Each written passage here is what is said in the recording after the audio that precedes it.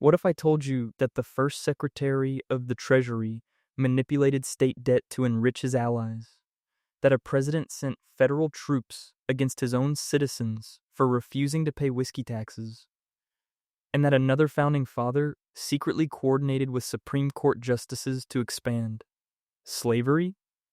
These aren't fringe conspiracy theories buried in internet forums. They're documented in congressional records, treasury reports, and leaked correspondence between the men we carved into marble. The machinery of American power has always operated on two tracks: the speeches we memorize in school and the backroom deals that actually moved history. If you're ready to see what got quietly erased from the textbooks, hit subscribe, get comfortable, pour something warm, dim the lights, and settle in. We're walking through the archives of power tonight. Let's start with the moment history prefers you forget. By the summer of 1791, the new republic faced a debt crisis that threatened to tear apart the fragile union before it could properly begin. 13 states, fresh from revolution, carried crushing war debts in wildly different amounts. Southern states like Virginia had largely paid theirs down. Northern states like Massachusetts owed staggering sums. The question of who would shoulder the burden wasn't just economic, it was existential.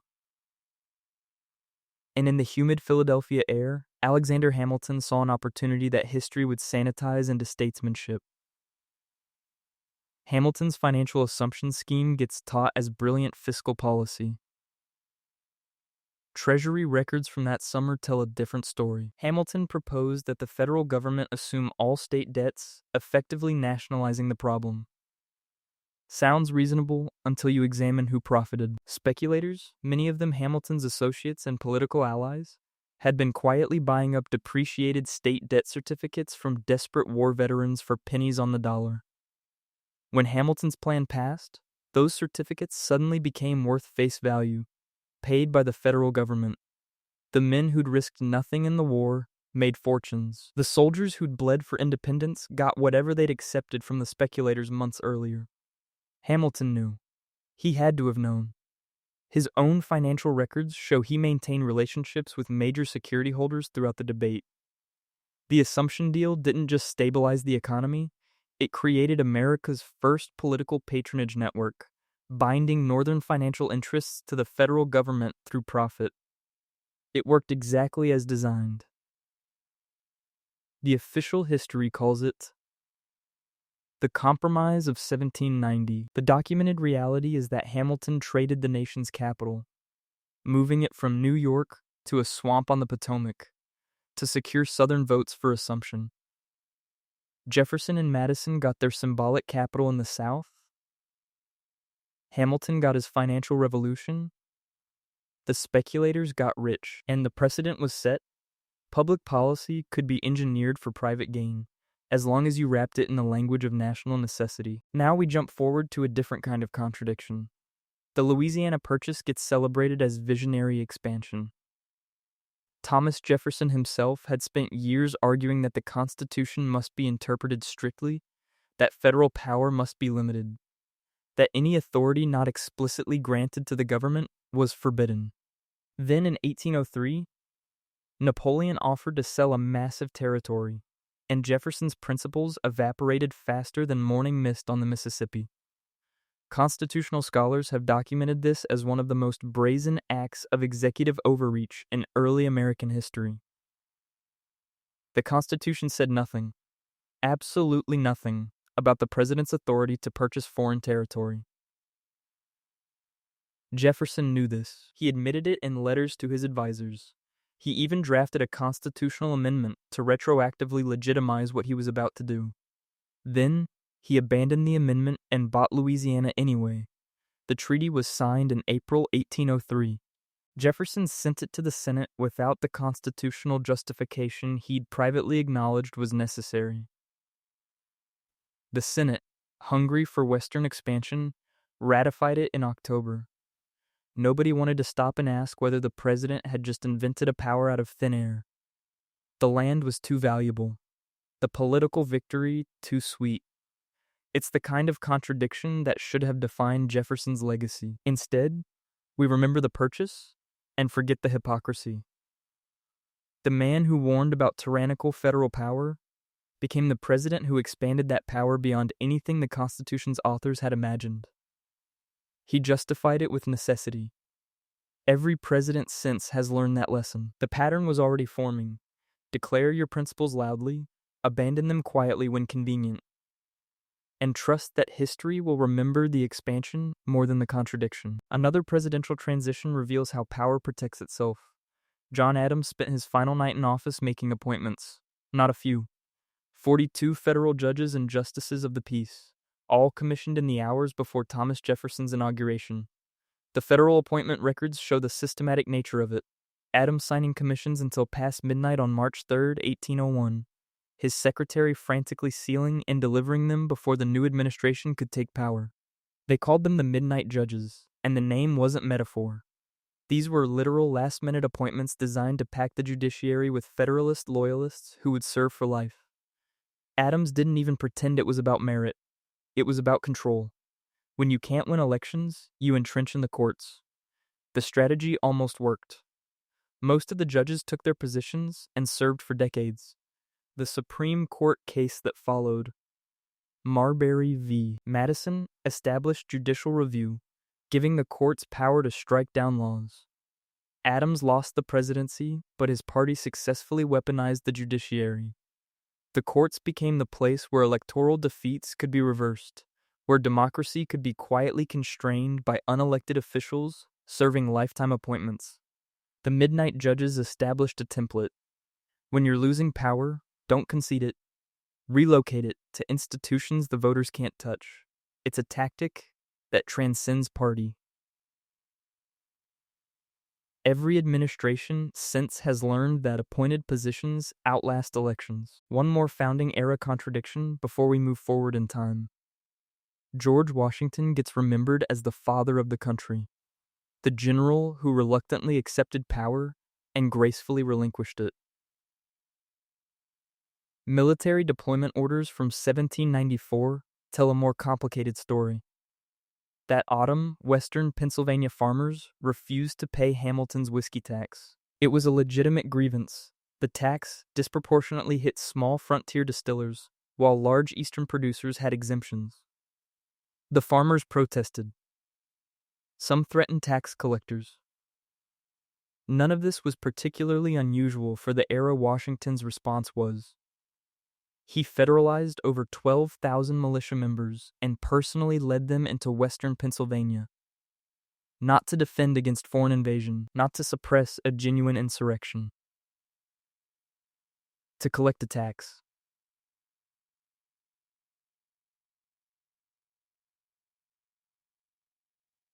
The show of force was overwhelming. Most of the resistors fled. 20 were arrested. 2 were convicted of treason. Washington later pardoned them both, which gets cited as evidence of his mercy. But the message had been sent. The federal government would use military force against its own citizens to enforce economic policy. The Whiskey Rebellion set a precedent for federal power that would echo through centuries. Dissent too far, and you don't get debate, you get an army. It's the kind of decision that complicates the marble monument version of Washington. The general who fought for liberty from British military occupation had no hesitation deploying troops against American farmers who couldn't afford his Treasury Secretary's tax. The means were legal. The message was clear, and the pattern was established. When economic interests align with federal power, protest gets redefined as rebellion. We're barely past the founding generation, and already the gap between American mythology and American reality is wide enough to march an army through. The machinery of political patronage that Hamilton built found its full expression in Andrew Jackson's presidency. By the winter of 1829, Jackson had won the White House by promising to restore power to the common man, to drain the swamp of entrenched bureaucrats, to make Washington work for ordinary Americans again. The civil service records from that first-year document what actually happened. Jackson fired federal employees on a scale never seen before. Not for incompetence, not for corruption, for the crime of having served under the previous administration. The phrase "to the victor belong the spoils" wasn't a metaphor, it was policy. Jackson's supporters got government jobs. Adams's appointees got dismissed. Competence was irrelevant. Loyalty was everything. The exact numbers are documented. Jackson replaced roughly 900 federal office holders in his first year alone, about 10% of the entire federal workforce. Previous presidents had made changes, but this was systematic. This was the spoils system elevated to governing philosophy. Government jobs became rewards for campaign work, and political parties became machines that ran on patronage. The consequences compound for decades. Once you make government jobs political prizes, you create a permanent incentive structure. Every election becomes about access to federal employment. Every appointment creates a network of loyalty that transcends actual governance. Jackson didn't invent corruption, he industrialized it, systematized it, made it respectable by claiming it served democracy. Here's what makes it darkly perfect. Jackson sold the spoils system as anti-elitist reform. He was removing the old aristocratic bureaucrats and replacing them with regular Americans. The fact that those regular Americans were political operatives who owed their jobs to party machinery was somehow beside the point. The patronage network he built would outlast him by a century. Now skip forward a generation to a president most Americans can barely name. James Buchanan's presidency is remembered, if it's remembered at all, as weak and indecisive in the face of secession. The documented reality is worse. Buchanan wasn't passive. He was actively complicit in expanding slavery's legal protection. Leaked correspondence between Buchanan and Chief Justice Roger Taney from 1857 shows coordination on the Dred Scott decision that makes your stomach turn. Taney was writing the decision that would declare African Americans could never be citizens, that Congress had no power to restrict slavery in territories. The Supreme Court was about to make slavery constitutionally untouchable, and Buchanan, sitting president, was getting updates and offering suggestions. The separation of powers existed in theory. In practice, the president and the Chief Justice were collaborating to enshrine slavery in American law. The letters weren't made public until decades later. At the time, Buchanan publicly claimed surprise at the decision. He welcomed it as an impartial judicial resolution to a political question. The private correspondence shows he knew the ruling was coming, knew its contents, and actively supported its goals. The court's legitimacy was useful. Buchanan's fingerprints stayed hidden. Dred Scott was announced on March 6, 1857, 2 days after Buchanan's inauguration. The timing wasn't coincidence. The legal reasoning was so extreme, declaring that black people had no rights which the white man was bound to respect, that even slavery's defenders found it shocking. But the political cover was perfect. This wasn't partisan policy. This was the Supreme Court definitively settling a constitutional question. Except it wasn't. It was a corrupt bargain between branches of government designed to protect slavery by making it judicially untouchable. And it worked right up until the moment it triggered the war that would destroy everything both men were trying to preserve. Here's where things get truly strange. Franklin Pierce spent 1854 pushing the Kansas-Nebraska Act through Congress. The official story is complicated enough. The act allowed territories to decide the slavery question through popular sovereignty, effectively repealing the Missouri Compromise. The congressional record reveals the manipulation behind the vote. Pierce didn't just advocate for the bill. Federal patronage records show he systematically used government appointments to pressure wavering Northern Democrats. Vote for Kansas-Nebraska and your allies get federal jobs. Oppose it, and watch your supporters lose their positions. This wasn't legislative persuasion. This was institutional coercion. The bill passed in May 1854. The immediate consequence was Bleeding Kansas, a years-long violent conflict between pro-slavery and anti-slavery settlers that left over 50 people dead and made a mockery of popular sovereignty. Pierce's response was to send federal troops to support the pro-slavery territorial government. When Congress investigated the violence, the administration's testimony blamed abolitionists for the bloodshed. Pierce had promised to ease sectional tensions. Instead, he'd weaponized federal power to extend slavery and then sent the army to defend the result. By the time he left office in 1857, his own party refused to renominate him. He's one of the few presidents denied a second term by his own party, which tells you how thoroughly he'd failed even by the standards of pro-slavery Democrats. The pattern compounds. Use federal power to engineer an outcome, claim its democratic choice, send troops to enforce the result, blame the victims of violence for the violence itself. One more antebellum example of how democracy was made optional. John Tyler wasn't supposed to be president. He was the first vice president elevated by death, and his own party immediately disowned him. By 1844, Tyler faced the end of his term with no political future. He had one card left to play: Texas annexation. Secret diplomatic cables from that year, declassified generations later, show Tyler worked outside official channels to orchestrate Texas statehood. The Constitution required Senate ratification for treaties. Tyler knew he didn't have the votes, so he invented a new mechanism: the joint resolution. Instead of a treaty requiring 2/3 Senate approval, Tyler pushed through a simple majority vote in both houses. Constitutionally dubious.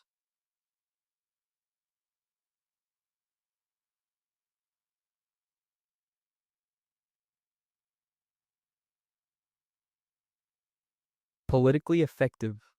The cables show Tyler's representatives in Texas promising annexation in exchange for Texas's acceptance of American terms. They promised it before Congress had voted. They promised it knowing Mexico would consider annexation an act of war. The diplomatic process was backward. First the promise, then the congressional authorization, then the manufactured legitimacy. Congress passed the joint resolution in February 1845, Tyler's last week in office. He signed it on March 1st, 3 days before leaving the presidency. Texas was annexed. Mexico was, predictably, enraged. Within a year, the United States and Mexico were at war. Tens of thousands died in a conflict that Tyler's constitutional end run had made inevitable. Tyler got his legacy. The precedent was set: if you can't get a treaty through the Senate, redefine it as something requiring only a majority. The Constitution's checks could be creatively interpreted away, and consequences could be left for the next administration to handle. Jump forward now to the aftermath of America's bloodiest war, where the promise of Reconstruction met the reality of institutional corruption on an industrial scale. Ulysses Grant enters office in 1869 as a war hero, a man who'd saved the Union through military brilliance and moral clarity. The Treasury investigation reports from 1875 tell a different story about what happens when that clarity meets the machinery of government. The whiskey ring was a conspiracy of distillers and federal agents who evaded liquor taxes through systematic fraud. They'd been operating for years, costing the government millions in lost revenue. The fraud was elegant in its simplicity. Distillers would bribe Treasury officials to underreport production. The officials would falsify records. Everyone would split the money that should have gone to federal coffers. By the time investigators finally penetrated the operation in 1875, the ring had operations in St. Louis, Chicago, and Milwaukee, with roots deep into the Treasury Department itself. Here's where Grant becomes complicated. The investigation led straight to his personal secretary, Orville Babcock. Documents showed Babcock had received gifts from ring members, had visited their facilities, had used his position in the White House to protect the operation from scrutiny. Treasury Secretary Benjamin Bristow built a case that should have been ironclad. Grant intervened. He didn't shut down the investigation entirely. That would have been too obvious. Instead, he gave a deposition defending Babcock's character. The President of the United States effectively testified as a character witness for a man accused of enabling systematic tax fraud. Babcock was acquitted. The other ring members went to prison. The man closest to presidential power walked free. Grant probably believed in Babcock's innocence. That's what makes it perfect. The corruption wasn't that Grant was bribed, but that loyalty to friends outweighed loyalty to law. Babcock had served with Grant in the war. That bond proved stronger than evidence, stronger than justice, stronger than the principle that nobody should be above investigation. The Whiskey Ring prosecutions secured over 350 indictments. They recovered millions in stolen revenue. But the man who could have ended it with a word from the White House got protection instead. And the precedent was set. Proximity to presidential power is its own form of immunity. Now we slip backward in time to an election most Americans have never heard of, but that determined the nation's future. The 1876 presidential election results were clear. Democrat Samuel Tilden won the popular vote and was one electoral vote short of the presidency, with 3 southern states still disputed. Republican Rutherford Hayes had lost. Then politics intervened. The Electoral Commission records document what happened next as democracy made a deal with itself. Congress created a commission to resolve the disputed returns. 8 Republicans, 7 Democrats, structured to guarantee the outcome. In closed sessions through January and February 1877, the commission debated disputed ballots from Florida, Louisiana, and South Carolina. Every single disputed ballot went to Hayes, 8-7, along party lines. But something else was happening in those closed sessions, documented in later testimony and historical records. The Compromise of 1877. Southern Democrats would accept Hayes's victory.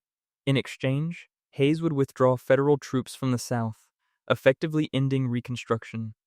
The deal was made in private. The public got told it was about ballot integrity. Hayes was inaugurated in March 1877. By April, the last federal troops left Louisiana and South Carolina. The state governments that those troops had protected, fragile biracial democracies protected by federal power, immediately collapsed. White supremacist Redeemer governments took control. The rights that Black Americans had won through war and constitutional amendment became, overnight, theoretical. Here's the moral knot. Hayes probably wasn't personally corrupt. The commission probably believed their ballot decisions were legally defensible. But the effect was the same as if they'd simply sold the presidency. A compromised election that traded Black Americans' rights for white political peace. The documentation shows everyone involved knew exactly what they were doing. The federal government had the power to protect those rights. It had the constitutional obligation. Instead, it made a deal. The presidency went to the loser of the popular vote. Reconstruction ended a decade early, and the consequences echoed for a century. One final character from this era shows how corruption becomes career. Chester Arthur was never supposed to be president. He was a patronage operative who'd risen through New York machine politics, a man whose main qualification was loyalty to Roscoe Conkling's political machine. In 1878, the Customs House investigation showed exactly how that machine operated. Arthur ran the New York Customs House, which collected roughly 70% of the nation's import duties. The investigation revealed it was a political operation disguised as a government agency. Customs positions were distributed as rewards for political work. Employees were expected to contribute to Republican campaigns. The actual work of collecting duties was almost secondary to the work of maintaining party power. President Hayes tried to reform the system and fired Arthur in 1878. Arthur's political patrons were outraged, but the evidence was clear. He'd run a patronage operation that blurred the line between government function and party machinery. The firing should have ended Arthur's career.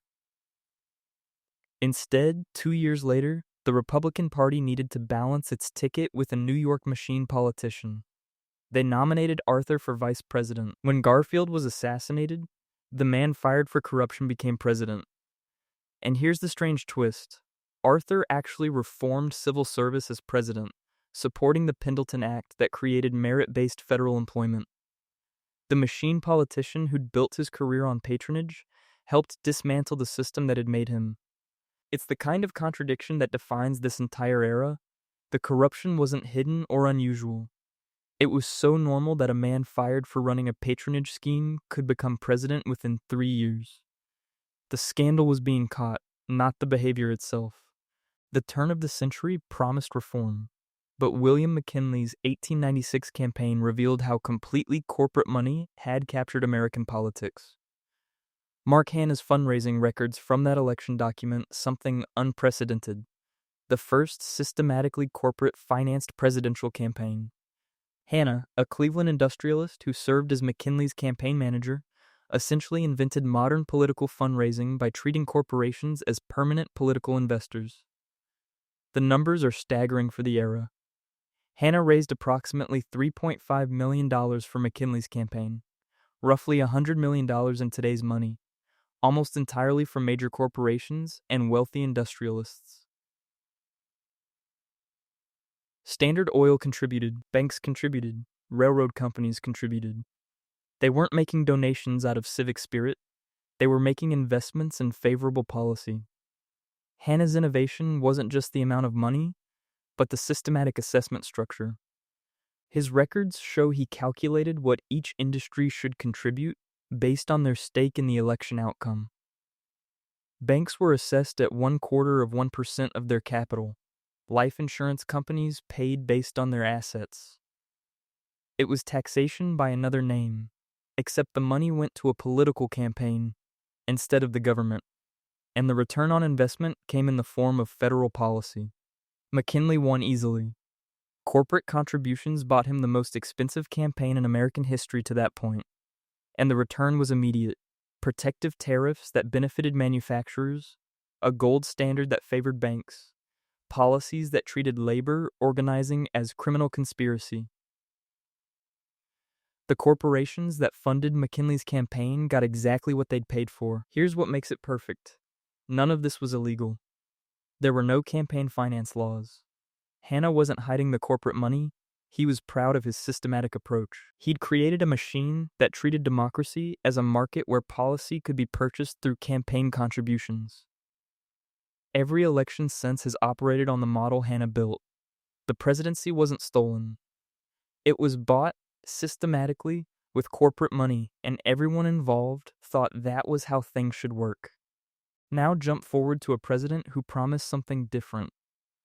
Woodrow Wilson campaigned on progressive reform, attacking the concentration of economic power and promising to expand democracy. Federal personnel records from 1913 document what he actually did once in office. He resegregated the federal workforce. Not in some subtle way. Not through quiet policy adjustments, through explicit, systematic racial segregation of government agencies. The civil service had been integrated since Reconstruction. Black Americans worked in federal offices, held positions of modest authority, worked alongside white colleagues in departments across Washington. Wilson changed that within months of taking office. Treasury Department records show separate bathrooms installed. Post Office Department files document separate working areas created. Photographs were required with job applications for the first time to identify applicants' race. Wilson's cabinet secretaries implemented the segregation, but the policy came from the top. When civil rights advocates protested, Wilson defended it as being better for everyone, claiming it reduced friction between the races. The documents show black employees were systematically demoted, transferred to lesser positions, or forced out entirely. Workspaces that had been integrated for 40 years were suddenly divided by race. The tragedy is that Wilson genuinely believed he was a progressive. He'd written scholarly books on government reform. He'd campaigned on breaking up monopolies and expanding democracy. But his progressivism had boundaries. It was for white Americans only. The same man who wanted to regulate corporations and expand voting rights saw no contradiction in segregating federal offices based on skin color. The segregation stayed in place long after Wilson left office. Later administrations quietly maintained it until the civil rights movement finally forced change generations later. Wilson's legacy gets taught as progressive reform. The federal segregation he imposed gets mentioned in footnotes, if at all. It's the kind of selective memory that lets us pretend progressive politics has always meant universal rights, when the documentation shows otherwise. The corruption takes a different form in the next case. Warren Harding promised a return to normalcy after World War I, and Americans, exhausted from years of progressive reform and wartime mobilization, wanted exactly that. What they got instead was the Teapot Dome scandal, documented in Senate investigation transcripts that read like a guide to how cabinet-level officials can sell government resources for personal profit. The scandal's mechanics were almost elegant. Albert Fall, Harding's Secretary of the Interior, had control of federal oil reserves set aside for the Navy at Teapot Dome, Wyoming, and Elk Hills, California. These were strategic reserves, oil kept in reserve for military emergencies.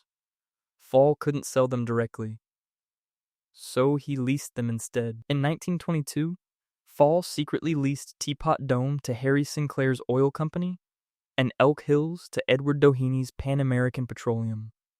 The leases were no-bid contracts arranged without competitive bidding or public notice.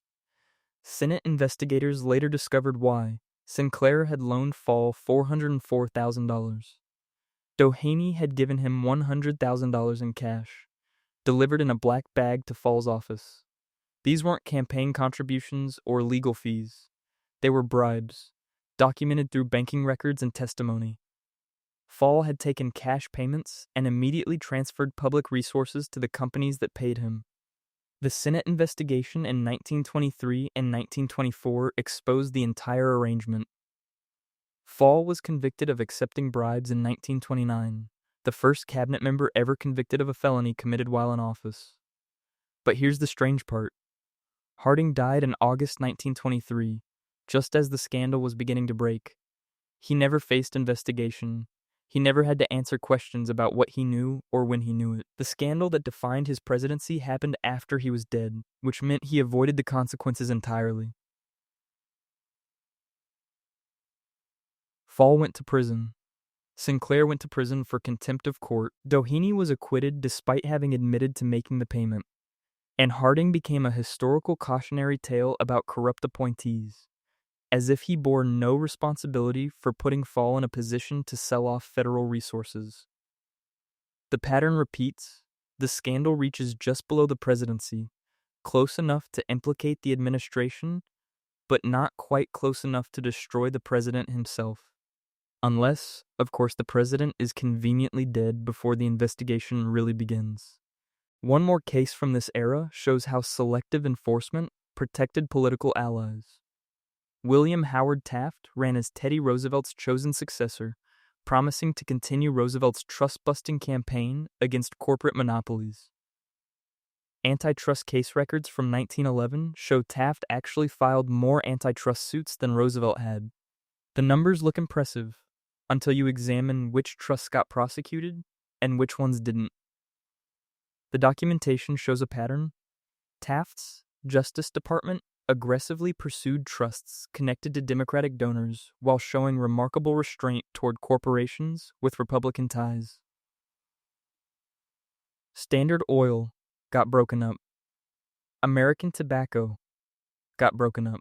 But U.S. Steel, the trust that had been created through mergers Roosevelt had personally approved, got treated gently despite being exactly the kind of monopoly Taft claimed to oppose. When Taft did prosecute U.S. Steel in 1911, it was done in a way that publicly embarrassed Roosevelt, implying that Roosevelt had been fooled or corrupted by the Steel Trust. This wasn't about antitrust enforcement. It was about political rivalry dressed up as progressive reform. Roosevelt felt betrayed and challenged Taft for the 1912 Republican nomination, splitting the party and handing the presidency to Wilson. The antitrust cases themselves show selective enforcement. Records document that companies with connections to Republican fundraising networks received advance warnings before investigations began, giving them time to adjust their practices. Companies without those connections faced surprise raids and aggressive prosecution. Taft's trust-busting wasn't fake. He did break up genuine monopolies. But the documented pattern shows how antitrust enforcement became a political weapon. Prosecution decisions followed political calculations as much as economic evidence. The law was real. The selective application made it something else. It's the perfect progressive era contradiction. Real reform implemented through corrupt means. Genuine policy victories achieved through partisan favoritism. The trusts that got broken up were monopolies that deserved prosecution. But somehow, the monopolies with the right political connections kept operating without facing the same scrutiny. The Great Depression's arrival found Herbert Hoover in the White House, a man who believed deeply in voluntary cooperation and limited government intervention. Military action reports from July 1932 document the moment that philosophy met desperate reality in the most brutal way possible. 20,000 World War I veterans had marched to Washington that summer, setting up camps on the Anacostia Flats and in abandoned buildings near the Capitol. They were demanding early payment of a service bonus Congress had promised them for 1945. These weren't radicals. They were men who'd fought in the trenches of France, many of them unemployed and destitute in the Depression's depths. They called themselves the Bonus Army. Hoover ordered them removed. On July 28, 1932, Chief of Staff Douglas MacArthur led federal troops, cavalry, and tanks into the veterans' camps. The operation records show systematic dismantling. Tents burned, temporary shelters demolished, veterans driven across the river at bayonet point. At least one person died, a baby overcome by tear gas. Dozens were injured as cavalry charged into crowds of unarmed men who'd served their country. MacArthur exceeded his orders. Hoover had authorized clearing downtown areas, not the main camp, but Hoover defended the action publicly. His administration described the veterans as communist agitators and criminals. Newsreel footage showed otherwise. These were former soldiers, many in their old uniforms, driven from the Capitol by active duty troops using weapons of war. The images destroyed Hoover's political future. By November, he'd lost to Franklin Roosevelt in a landslide. But the precedent was set. Federal troops could be deployed against American citizens who demanded what the government had promised them. The legal mechanism was there. The willingness was documented, and the consequences for using it turned out to be electoral, not legal. Hoover probably believed he was preventing disorder. The records suggest he genuinely thought the camps posed a threat to public safety. But photographs from Anacostia show orderly encampments with mess halls and latrines, families living in organized rows, veterans policing themselves. The threat existed mainly in the administration's imagination, or its class fears. Now leap forward 5 years to a different kind of overreach. Franklin Roosevelt had won a massive re-election victory in 1936, carrying every state except Maine and Vermont. Then the Supreme Court started striking down New Deal programs, the National Industrial Recovery Act, the Agricultural Adjustment Act, key pieces of FDR's economic recovery plan. The court's conservative majority found the program's unconstitutional overreach of federal power. Roosevelt's response came in February 1937. He proposed expanding the Supreme Court from 9 justices to 15, with himself appointing the 6 new members. The official justification was helping elderly justices with their workload. Anyone over 70 could retire at full pay, and if they didn't, Roosevelt could appoint an additional justice to assist them. Congressional testimony on the court packing plan shows how transparent the real motive was. Roosevelt wanted to neutralize a court that was blocking his agenda. He'd won overwhelming electoral victories, but couldn't implement policy because 9 unelected judges kept ruling against him. So he'd simply add enough new justices to guarantee favorable rulings. The proposal was legally permissible. The Constitution doesn't specify the number of Supreme Court justices, and Congress had changed the court's size before. But the intent was obvious. Roosevelt was trying to pack the court with loyalists to overcome judicial opposition. What makes it fascinating is that it failed. Roosevelt's own party controlled Congress with massive majorities, but even loyal Democrats balked at the naked power grab. The proposal died in committee over the summer of 1937. Roosevelt lost the fight. But he won the war. During the court-packing battle, Justice Owen Roberts switched his position on several key cases, providing the votes to uphold New Deal legislation. Legal scholars still debate whether Roberts changed his mind independently or caved to political pressure. Either way, the threat of court packing achieved what the actual packing would have. The court never struck down another major New Deal program. Roosevelt got to appoint new justices as vacancies arose naturally. And the precedent was set. Threaten the court's independence, and they might adjust their jurisprudence accordingly. You don't need to actually pack the court if the threat alone changes their behavior. Roosevelt is remembered for saving capitalism through the New Deal. The court-packing scheme that revealed his authoritarian instincts gets taught as a cautionary tale about overreach, not as successful intimidation of the judiciary.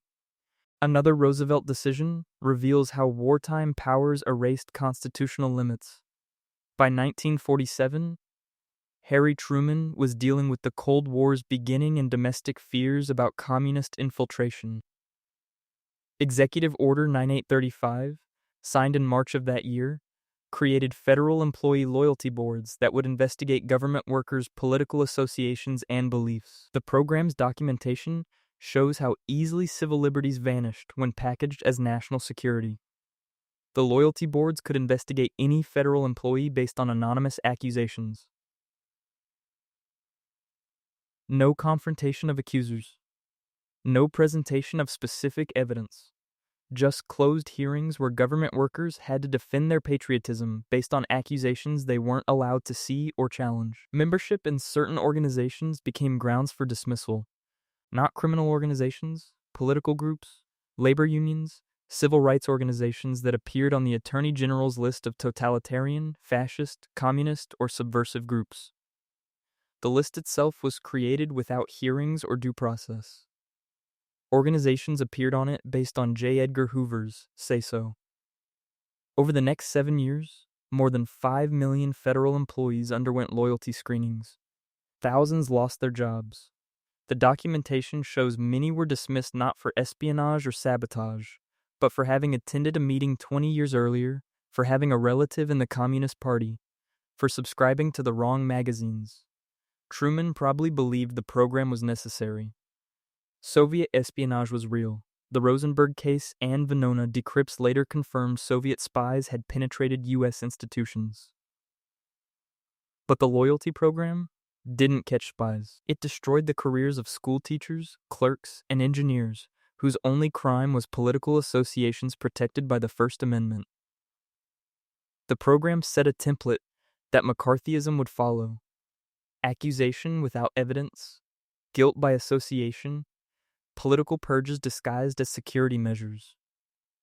Truman eventually expressed regret about how the loyalty program was used, but by then, thousands of careers had been ruined, and the precedent was established that constitutional rights could be suspended when the government declared an internal threat.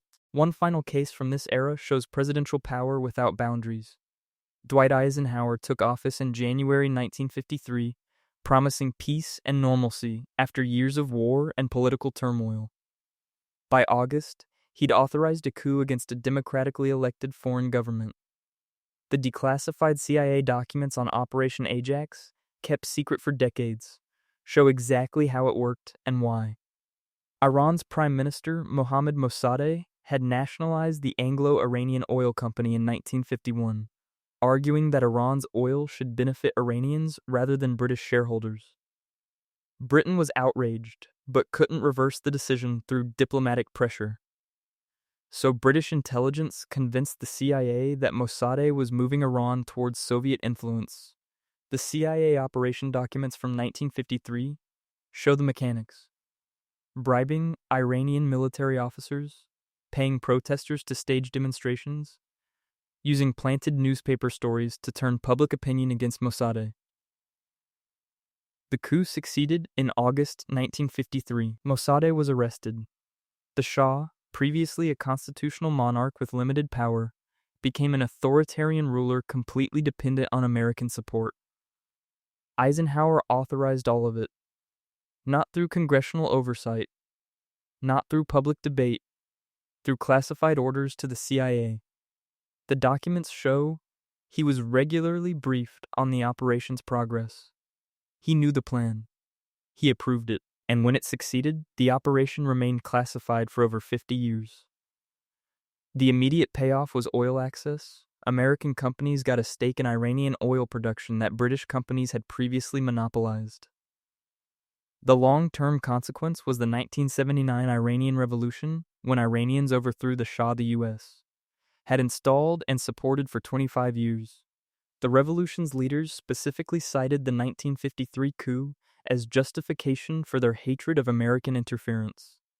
Eisenhower is remembered as a moderate Republican who warned against the military-industrial complex. The CIA operations he authorized, overthrowing democratic governments, installing dictators, ensuring American corporate access to natural resources, get treated as Cold War necessities rather than presidential crimes.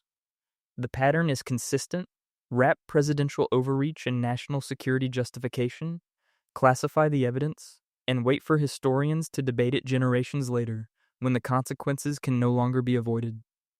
John Kennedy campaigned on youth, vigor, and a new generation of leadership. CIA operation reports from April 1961 show his first major decision as president was approving an invasion of Cuba planned under the previous administration. The Bay of Pigs operation had been designed during Eisenhower's final months: train Cuban exiles, land them on Cuba's southern coast, trigger an uprising against Castro. Kennedy inherited the plan and let it proceed despite doubts. On April 17, 1961, Brigade 2506, roughly 1,400 Cuban exiles, landed at the Bay of Pigs. The CIA had assured Kennedy that Cuban citizens would rise up against Castro. Instead, Castro's forces crushed the invasion within 72 hours. Over 100 brigade members died. More than 1,100 were captured. The operation records show systematic intelligence failures. The CIA had overestimated Cuban opposition to Castro. They'd underestimated Castro's military capabilities. They'd assumed air support could be covert when everyone knew American planes were involved. Every assumption proved wrong. Kennedy's response to failure reveals the pattern. Publicly, he took responsibility in a press conference, saying victory has 100 fathers, but defeat is an orphan. Privately, he blamed the CIA and the Joint Chiefs for bad intelligence and worse planning. The operation had been authorized by presidential order, but when it failed, Kennedy positioned himself as having been misled by experts. The reality documented in the records is that Kennedy approved the invasion with full knowledge of its risks. He made the decision to restrict air support that many analysts believe doomed the operation. He authorized an act of war against a country that hadn't attacked the United States, and when it failed spectacularly, he blamed everyone except himself while publicly accepting responsibility. It's the perfect political move. Take responsibility in speeches while assigning blame in private. Appear humble while protecting your authority to make future decisions. The invasion failed. American credibility suffered. But Kennedy's presidency survived because he understood the performance of accountability matters more than actual accountability. Now jump forward 3 years to Johnson's moment of decision. Lyndon Johnson inherited the Vietnam War from Kennedy, but needed a reason to escalate it. The Gulf of Tonkin incident in August 1964 provided that reason.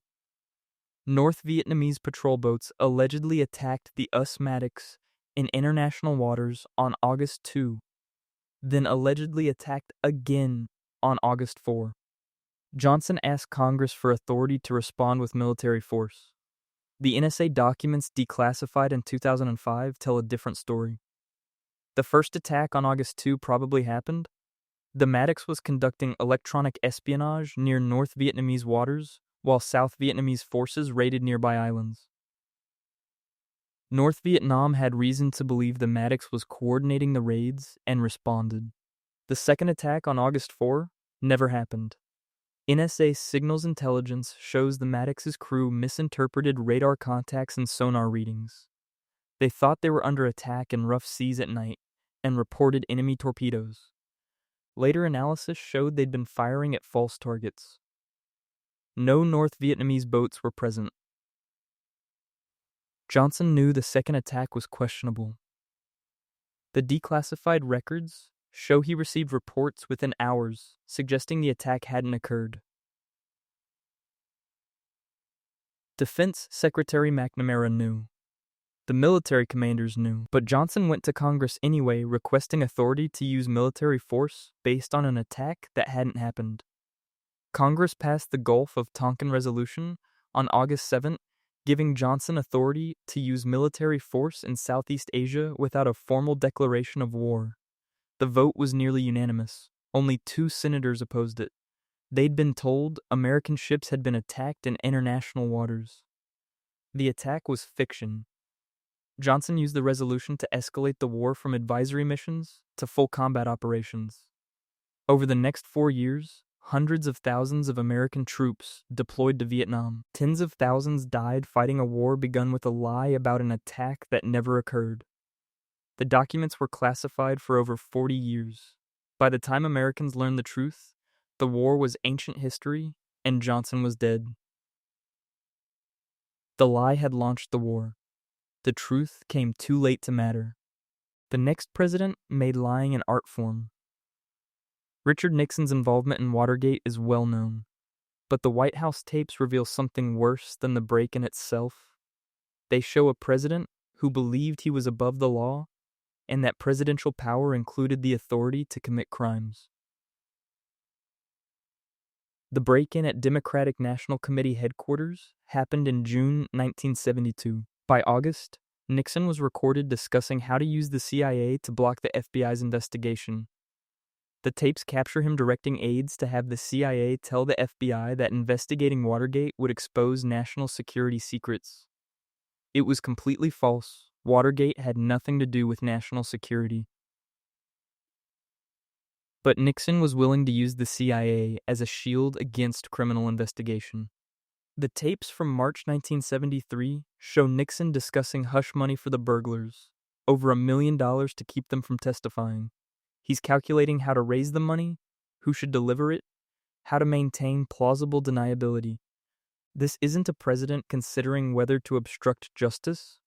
It's a president working through the logistics of obstruction. What makes the tapes damning is Nixon's casual attitude toward criminality. He discusses breaking the law the way most people discuss grocery shopping. Cover-up options get weighed against political exposure. Perjury is just another tool in the toolkit. Presidential power, in Nixon's mind, meant the ability to do whatever was necessary to protect himself. The tapes became public because of a Senate investigation and judicial order.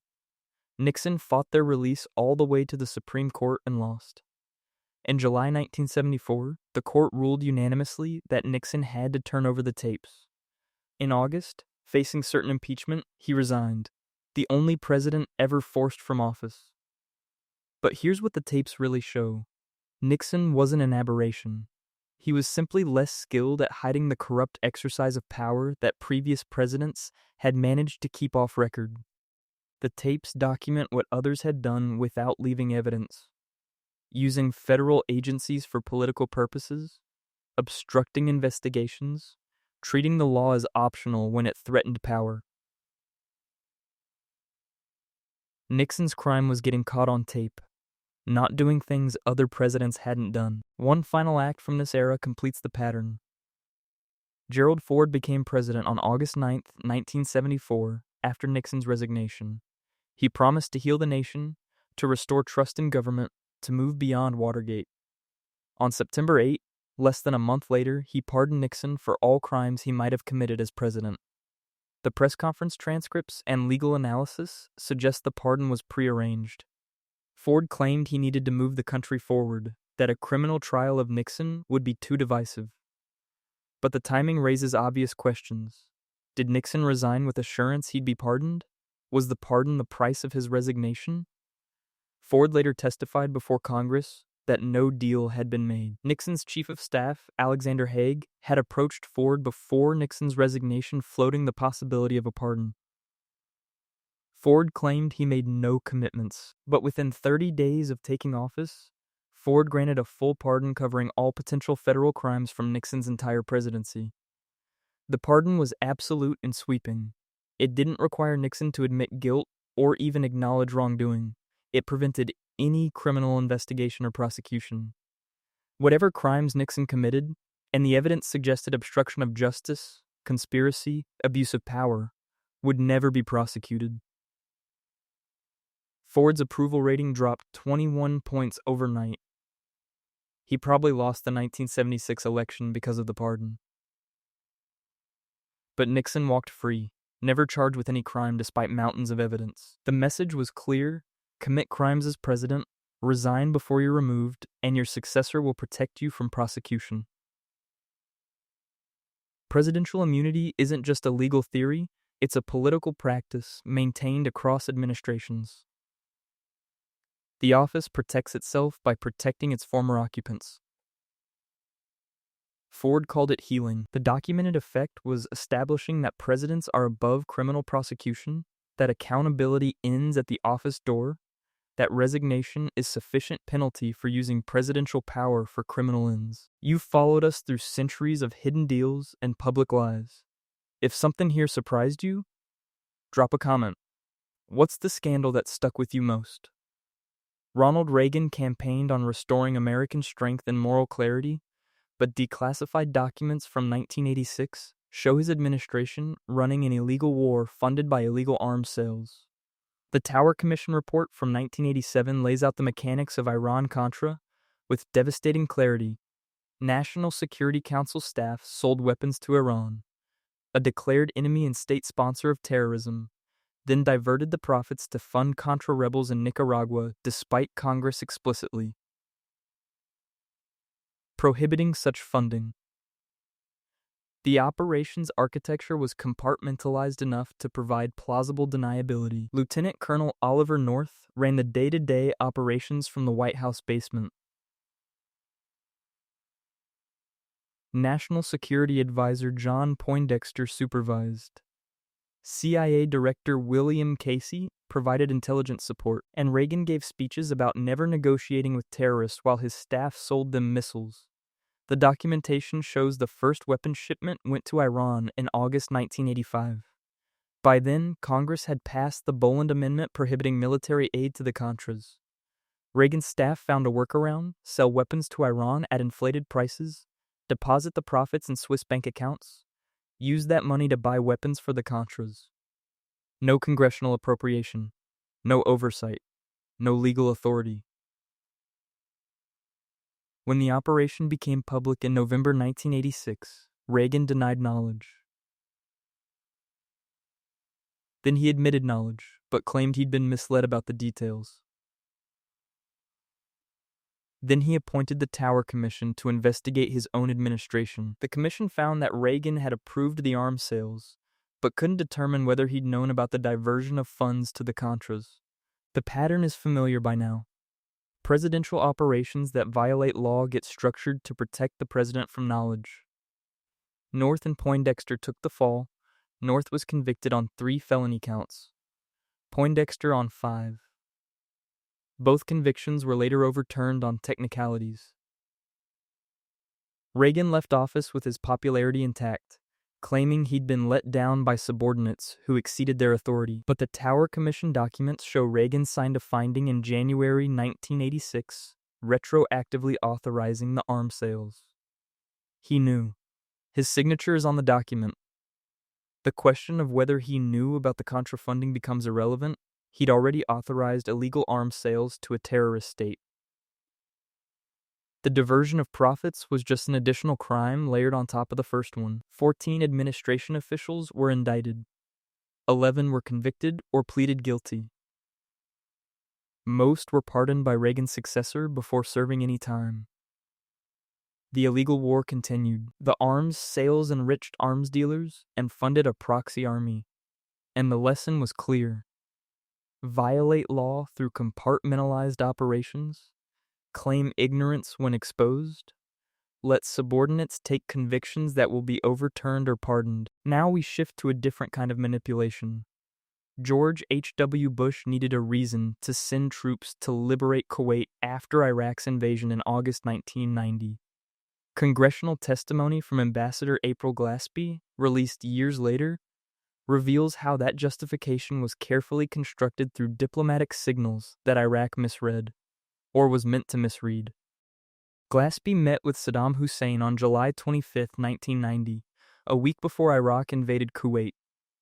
The transcript of that meeting, eventually declassified, shows Glaspie telling Hussein that the United States had no opinion on Arab-Arab conflicts, like your border disagreement with Kuwait.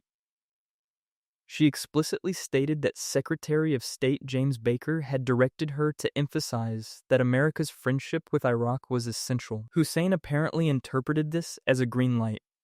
Iraq invaded Kuwait on August 2. The Bush administration expressed shock and outrage.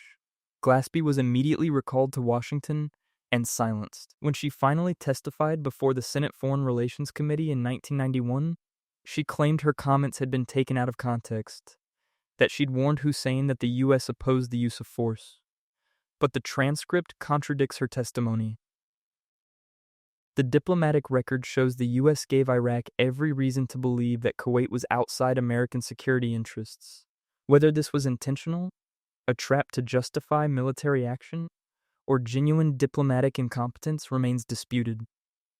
What's documented is the consequence. Bush built an international coalition, got congressional authorization for military force, and launched Operation Desert Storm in January 1991. Over 40,000 Iraqi soldiers died in 6 weeks of combat. Kuwait was liberated, and American military presence in the Persian Gulf became permanent. The Glaspie transcript suggests the invasion might have been prevented with clear diplomatic communication. Instead, the record shows ambiguous signals that Iraq interpreted as permission, followed by military action that achieved U.S. strategic goals in the region. Whether that was the intent or an accident, the effect was the same. A war that might not have happened if American diplomacy had been clearer about consequences. Bush's approval ratings hit 90% during the Gulf War. The diplomatic signals that preceded Iraq's invasion didn't become public until years later. Too late to affect political consequences. The final case from this era shows how personal scandals intersect with institutional power. Bill Clinton's impeachment trial in 1998 and 1999 centered on whether the president had committed perjury and obstruction of justice in covering up an inappropriate relationship with White House intern Monica Lewinsky. The trial records document something more interesting than the affair itself. They show how presidential power protected Clinton even as the evidence of his crimes became undeniable. The timeline is important. Clinton gave sworn testimony in the Paula Jones sexual misconduct lawsuit in January 1998. He denied having sexual relations with Lewinsky. That testimony was perjury, the relationship had happened, and Clinton knew the denial was false. When independent counsel Kenneth Starr investigated, Clinton repeated the denials publicly while instructing aides to mislead investigators. The House impeached Clinton in December 1998 on charges of perjury and obstruction of justice. The evidence was substantial. Lewinsky's testimony, documented phone calls, physical evidence, recorded conversations. Clinton had lied under oath in a federal proceeding. He'd encouraged others to lie. He'd used his position to obstruct a legitimate investigation. The Senate trial in January 1999 ended with acquittal. Not because the evidence was weak, even Clinton's defenders acknowledged he'd lied. The acquittal came because Democratic senators decided that perjury about a sexual relationship didn't constitute grounds for removal from office. The standard became whether the crime was serious enough, not whether it had occurred. Clinton was later held in civil contempt of court by the judge in the Jones case and was disbarred in Arkansas for giving false testimony, but he served out his presidency, left office with high approval ratings, and remains a respected political figure. The trial established that presidents can commit perjury and obstruction of justice without facing removal as long as the underlying scandal isn't deemed serious enough. The crime matters less than the political calculation.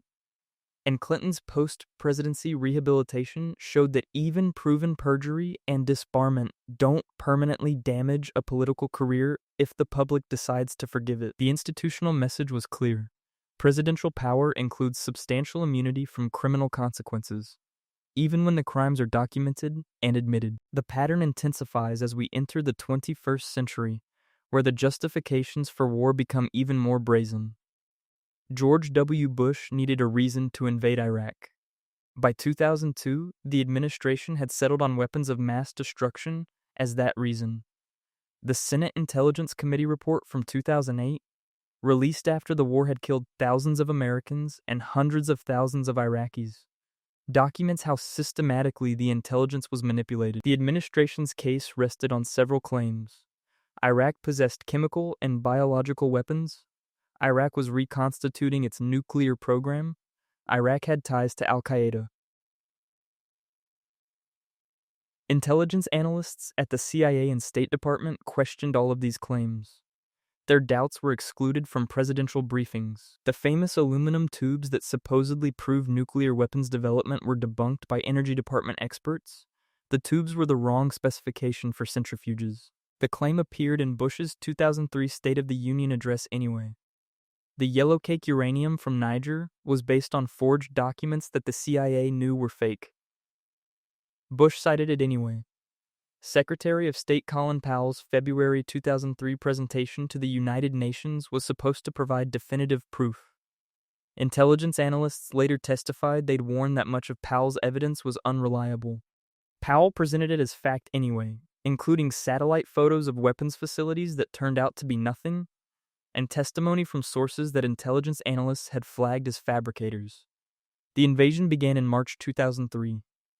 No weapons of mass destruction were ever found.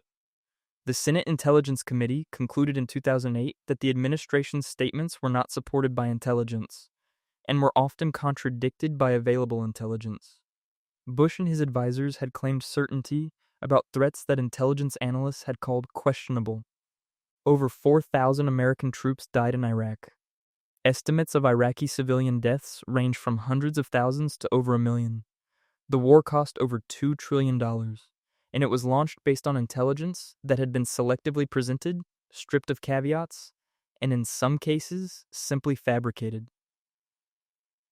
Bush left office unpopular but never faced accountability for the decision to invade. The war was legal. Congress had authorized it based on the intelligence Bush's administration provided. That the intelligence was false, that analysts had warned it was unreliable, that much of it was deliberately manipulated, none of that mattered for legal purposes. The Iraq War precedent is clear. Presidents can launch wars based on false intelligence, and as long as Congress authorizes the war based on that false intelligence, there are no consequences. The hundreds of thousands dead can't hold anyone accountable. Now jump forward to an issue that transcends party. Barack Obama inherited wars in Iraq and Afghanistan and a counterterrorism apparatus that operated globally with minimal oversight.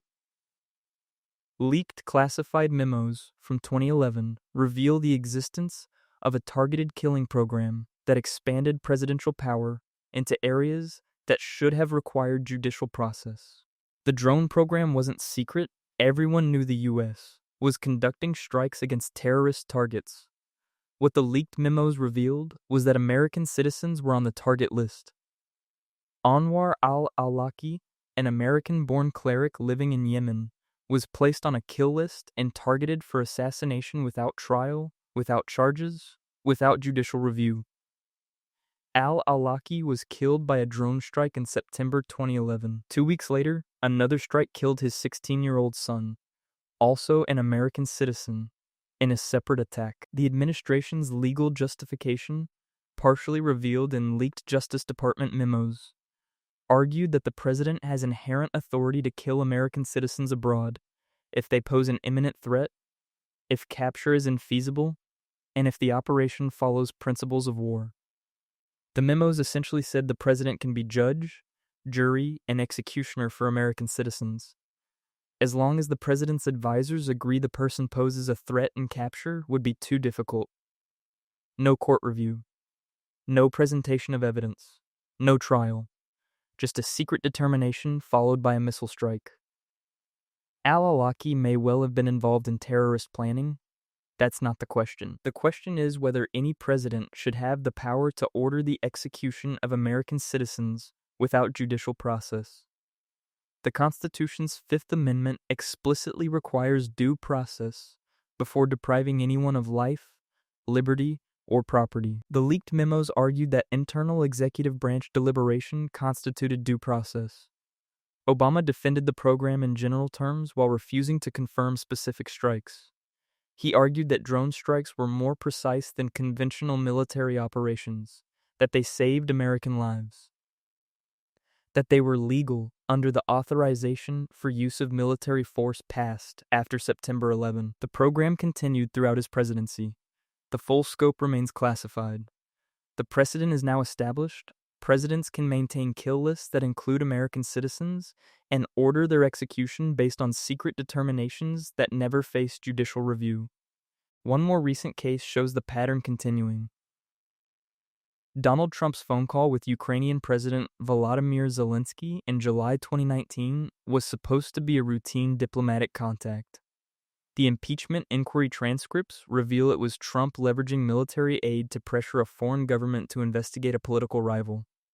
The facts aren't really disputed. Trump held up $391 million in congressionally appropriated military aid to Ukraine. On a July 25 call, Trump asked Zelensky to investigate Joe Biden and his son Hunter Biden's business dealings in Ukraine. The aid was released in September after a whistleblower complaint about the call triggered an investigation. The House Intelligence Committee's inquiry documented the pressure campaign through witness testimony. Multiple officials testified that military aid was contingent on Ukraine announcing investigations. The call transcript itself, released by the White House, shows Trump explicitly asking for a favor immediately after Zelensky mentions purchasing more missiles. Trump's defense was that there was no explicit quid pro quo, that he was fighting corruption, that the aid was ultimately released. But the testimony showed Ukrainian officials knew the aid was being withheld, that they felt pressured to announce investigations, and that they only got the aid after the whistleblower complaint made the scheme public. The House impeached Trump in December 2019 for abuse of power and obstruction of Congress. The Senate acquitted him in February 2020 along party lines except for Mitt Romney, who voted to convict on the abuse of power charge. The precedent is troubling. A president can use foreign policy leverage to pressure other countries to investigate political rivals, and as long as the president's party controls the Senate, impeachment provides no remedy. The constitutional check on presidential abuse of power becomes purely political rather than legal. Trump left office after losing the 2020 election, but the Ukraine scheme showed how completely presidential power had evolved beyond constitutional constraints. What would have been shocking corruption in earlier eras had become just another impeachment that split along party lines and changed nothing. The pattern becomes clearer when you step back and look at how presidents protected each other through institutional mechanisms that transcended party loyalty. Sometimes the protection wasn't active. It was passive. A collective decision not to look too closely, not to ask questions that might reveal uncomfortable truths. The machinery of power includes knowing when to remain silent. Calvin Coolidge mastered that silence better than most. Federal Reserve meeting minutes from 1927 document a moment when the president could have prevented catastrophe and chose not to. The stock market was overheating. Credit was flowing into speculation at unprecedented rates. Margin buying allowed investors to purchase stocks with borrowed money, creating a feedback loop where rising prices justified more borrowing, which drove prices higher still. Coolidge met with Federal Reserve officials that autumn. The minutes show they presented evidence of the growing bubble, stock valuations disconnected from company earnings, banks lending recklessly for speculation, warning signs everywhere. The Fed had tools to slow the speculation. They could raise interest rates, increase margin requirements, restrict bank lending for stock purchases. Coolidge's response was to do nothing. His philosophy held that markets self-corrected, that government intervention distorted natural economic forces, that prosperity would continue as long as Washington stayed out of the way. The Fed deferred to presidential preference. The speculation continued. By 1928, stock prices had climbed far beyond any rational valuation. By October 1929, the bubble burst. The crash wiped out billions in wealth overnight. Banks failed. Businesses collapsed. The Great Depression followed, lasting over a decade and requiring exactly the kind of government intervention Coolidge's inaction had made inevitable. Coolidge left office in March 1929, 7 months before the crash. He spent his retirement claiming he'd presided over unprecedented prosperity while avoiding responsibility for the bubble he'd refused to address. The historical record shows he'd been warned. He'd been given options. He'd chosen silence and inaction, and the consequence was economic devastation. The lesson was subtle, but important. Presidential failure isn't always about what you do. Sometimes it's about what you refuse to do, the warning signs you ignore, the interventions you avoid because acting would contradict your ideology. Coolidge's inaction was as consequential as any of the active corruption we've documented, and it came with the same lack of accountability. Now leap forward half a century to a different kind of failure. Jimmy Carter faced an impossible situation in 1979 when Iranian revolutionaries seized the American embassy in Tehran and took 52 Americans hostage. Military after action reports from April 1980 document his attempt to rescue them, Operation Eagle Claw, which turned into one of the most catastrophic military failures in American history. The operation's planning was rushed. 8 helicopters would fly from an aircraft carrier to a staging area in the Iranian desert, refuel from C-130 transport planes, then fly to Tehran. Special forces would storm the embassy, extract the hostages, and evacuate to an airfield secured by rangers. It was extraordinarily complex, requiring perfect execution across multiple phases with zero margin for error. The mission launched on April 24, 1980. Problems began immediately. 2 helicopters experienced mechanical failures. A third was caught in a dust storm and turned back. At the desert staging area called Desert 1, the mission commander determined that 6 helicopters weren't enough to proceed safely. Carter authorized aborting the mission.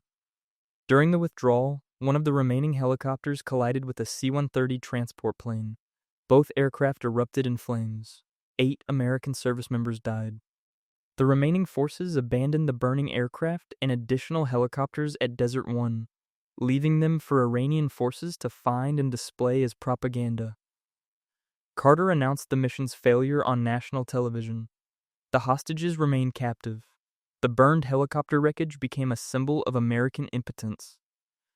And Carter's presidency effectively ended that night in the Iranian desert. He would lose to Reagan 6 months later in a landslide. The after-action reports showed the operation was fatally flawed from conception. Too few helicopters for the necessary redundancy. Insufficient rehearsal time. No contingency planning for the dust storms that were common in that region during that season. Command structure confusion about who had authority to abort. Carter took responsibility, which was decent of him. But taking responsibility without consequences is just words. The 8 service members died in an operation that was doomed by poor planning and presidential desperation to act. And the institutional lesson was that presidential authority includes the power to order military operations that kill American troops without facing any accountability beyond electoral defeat. Another case shows how even recent presidents escape consequences. Joe Biden spent decades in politics presenting himself as a careful institutionalist who respected procedures and norms. The Justice Department's special counsel report from 2023 revealed he'd been keeping classified documents in his Delaware home and a Washington office for years after his vice presidency ended. The documents weren't a handful of mislabeled papers. They were marked classified materials related to foreign policy and national security, stored in a garage alongside his Corvette, in unlocked office spaces accessible to people without security clearances, in boxes mixed with personal materials. Some documents dated back to his time as a senator, meaning he'd retained classified materials for decades. The special counsel investigation documented the retention, but recommended against prosecution. The reasoning was revealing. Biden's attorneys had cooperated with investigators, Biden had returned the documents when their presence was discovered, and, most importantly, the report characterized Biden as an elderly man with memory problems, who might present sympathetically to a jury. Compare that to the Trump classified documents case, where Trump was indicted for retaining classified materials at Mar-a-Lago, allegedly obstructing the investigation, and refusing to return documents when requested. The legal distinction was supposedly about obstruction and cooperation, but the practical effect was clear. Both presidents retained classified materials they shouldn't have had, and consequences depended on political considerations rather than legal ones. Biden remained in office. The documents issue became a talking point in political debates, but generated no serious calls for resignation or removal. The special counsel's characterization of his memory, meant to explain why prosecution wasn't warranted, became politically damaging but legally protective. The precedent compounds. Presidents and vice presidents can apparently retain classified materials for years or decades, store them inappropriately, expose them to unauthorized access, and face consequences that depend entirely on political context and investigative cooperation rather than the severity of the security breach itself. It's the perfect modern example of institutional protection. The investigation happens, the violations are documented, the report is released, and nothing changes. The process creates the appearance of accountability while ensuring that actual consequences never materialize for those at the highest levels of power. The pardon power reveals presidential protection at its most naked. Article 2 of the Constitution gives the president virtually unlimited authority to grant pardons for federal crimes. That power has been used for mercy, for justice, for political favor, and for protecting the corrupt machinery that keeps presidential power functioning across administrations.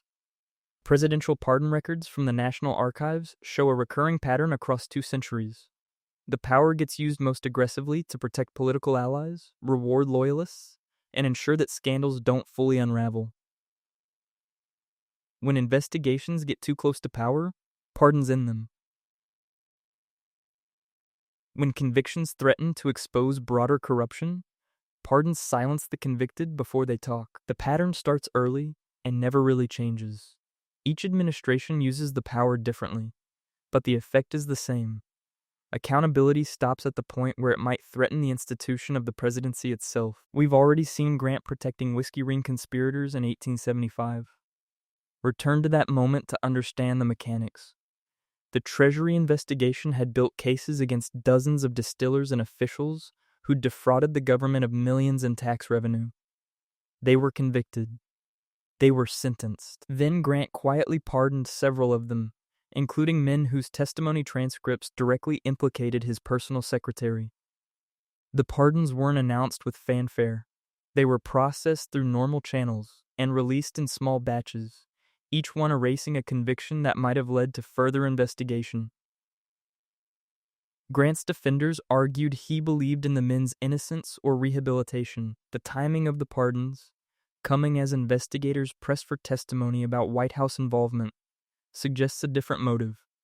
The whiskey ring pardons established the template. When criminal investigations threaten to expose presidential involvement or embarrass an administration, pardons can end the threat. The convicted stay silent because they've been freed. The investigations lose momentum, and presidential power remains protected. Jump forward more than a century to see the pattern repeated with barely any variation. Bill Clinton's final hours in office became a pardon factory, but one case stands out for its brazen corruption. Mark Rich was a fugitive financier who'd fled the country in 1983 to avoid prosecution for tax evasion, wire fraud, and trading with Iran during the hostage crisis. He'd been living in Switzerland for 17 years, on the FBI's most wanted list with an outstanding indictment. House Government Reform Committee investigation records from 2001 document what happened next. Rich's ex-wife, Denise Rich, had donated over $1 million to Democratic causes and the Clinton Library. Rich's lawyers included former White House counsel Jack Quinn, who bypassed normal Justice Department pardon review processes and appealed directly to Clinton. On January 20th, 2001, Clinton's last day in office, Rich received a presidential pardon. The Justice Department hadn't been consulted. The prosecutors who'd built the case against Rich weren't notified until after the pardon was announced. Even Clinton's own White House counsel had objected. The House investigation revealed that Denise Rich had donated $450,000 to the Clinton Library Foundation. She'd contributed $109,000 to Hillary Clinton's Senate campaign. She'd provided use of her vacation home. And her ex-husband, who'd renounced his U.S. citizenship to avoid prosecution, received a pardon that erased his criminal liability. Clinton later acknowledged the pardon was terrible politics, but defended it on the merits. The investigation showed the merits were that Rich's ex-wife had bought a pardon through donations and access. The pardon stood anyway.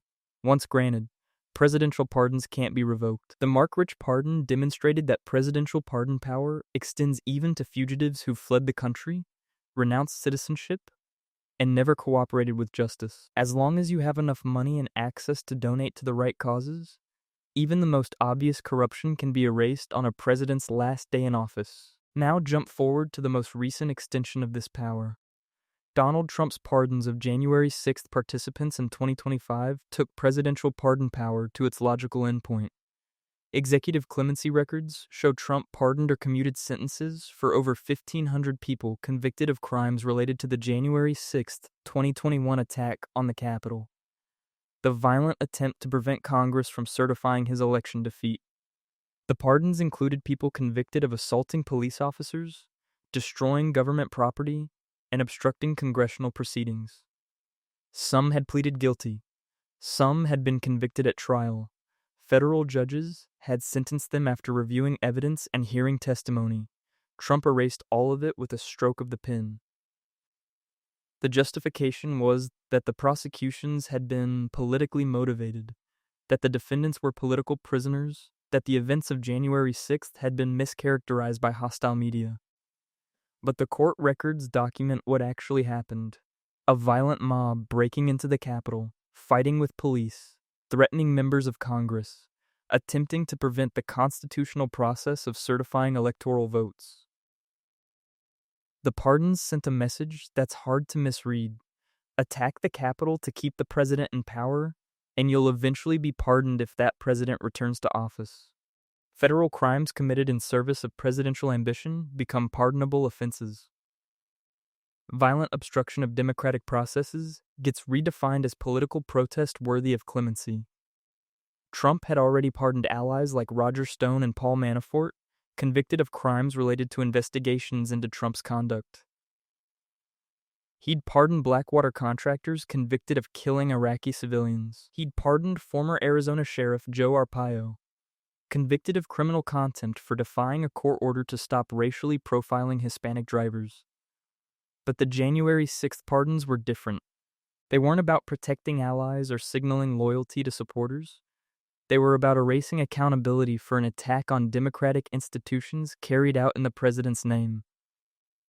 They established that presidential pardon power can protect people who commit crimes to keep a president in power.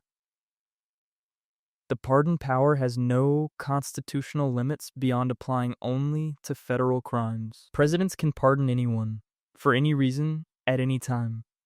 They don't need to justify the pardons. They don't need to consult anyone. And once granted, pardons are permanent and unreviewable. Grant used it to protect his friends from tax fraud prosecutions. Clinton used it to reward a fugitive whose ex-wife had donated enough money. Trump used it to protect people who would attack the Capitol in his name. The pattern is consistent. The pardon power exists to ensure that certain people connected to presidential power, people whose prosecutions might threaten presidential interests, never face full consequences for their crimes. It's one of the few constitutional powers that operates with essentially zero oversight.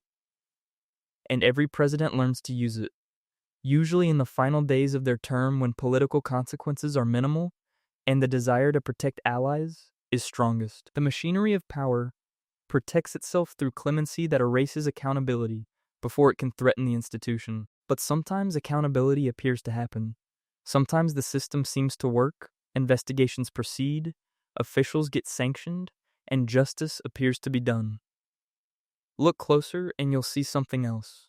Accountability theater, where the performance of consequences matters more than actual consequences, where institutional responses create the appearance of reform while ensuring nothing fundamental changes. The pattern appears as early as the Jackson presidency. Andrew Jackson's use of executive power was so aggressive that the Senate censured him in 1834, the only president ever formally condemned by the Senate while in office. The censure resolution, documented in Senate records, condemned Jackson for assuming authority and power not conferred by the Constitution and laws, but in derogation of both. The censure was about Jackson's decision to remove federal deposits from the Bank of the United States without congressional authorization. It was a genuine constitutional dispute over the boundaries of presidential power. The Senate had investigated, debated, and formally rebuked the president. Accountability seemed to be working. Then Jackson's allies regained control of the Senate.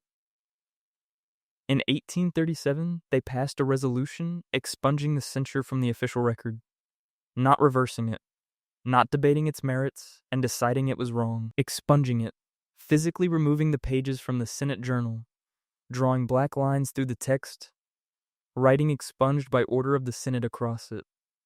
The institutional memory was deliberately destroyed. The censure had happened, everyone remembered it, but the official record was altered to erase it. It's like accountability that becomes so threatening to executive power that the legislative branch retroactively undoes its own actions to protect presidential authority. Jackson served out his term and retired popular. The censure that should have defined his legacy became a footnote about partisan conflict. And the precedent was set. Even when accountability mechanisms function, political power can retroactively erase them from the historical record. Now jump forward 30 years to impeachment itself. Andrew Johnson became president after Lincoln's assassination and immediately began obstructing Reconstruction. By 1868, congressional Republicans had built a case for impeachment based on Johnson's violation of the Tenure of Office Act. He'd fired Secretary of War Edwin Stanton without Senate approval. The House impeached him on 11 articles in February 1868. The trial transcripts from the Senate show a genuine constitutional proceeding. House managers presented evidence.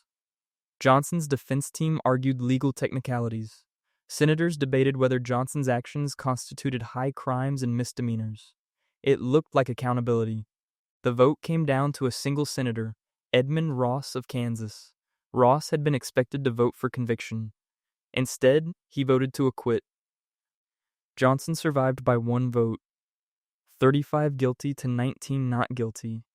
One vote short of the two-thirds majority needed for removal. Ross later claimed he'd voted his conscience, that he believed removal would damage the presidency as an institution.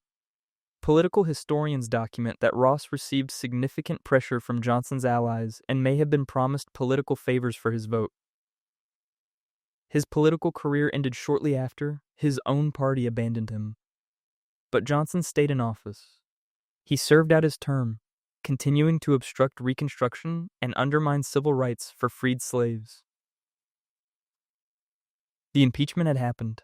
The trial had been conducted. The evidence of constitutional violations was substantial, and the result was that nothing changed. The Johnson impeachment established that removal requires more than evidence. It requires overwhelming political will. As long as enough senators prioritize protecting presidential power over holding presidents accountable, impeachment becomes a procedural exercise that reinforces authority rather than checking it. One more example shows how even consequences become inverted. Bill Clinton's impeachment trial ended in February 1999 with acquittal. He'd been impeached for perjury and obstruction of justice. The evidence was documented, He lied under oath in federal proceedings and had instructed others to mislead investigators. The Senate voted largely along party lines to acquit. Here's where it gets strange. Clinton's approval ratings rose during impeachment. Public opinion polls from 1999 show his job approval hitting 73%, among the highest of his presidency. The more Republicans pushed for his removal, the more popular he became. The scandal that should have destroyed his presidency became the source of sympathy and support. Clinton left office in January 2001 with approval ratings higher than when the scandal began.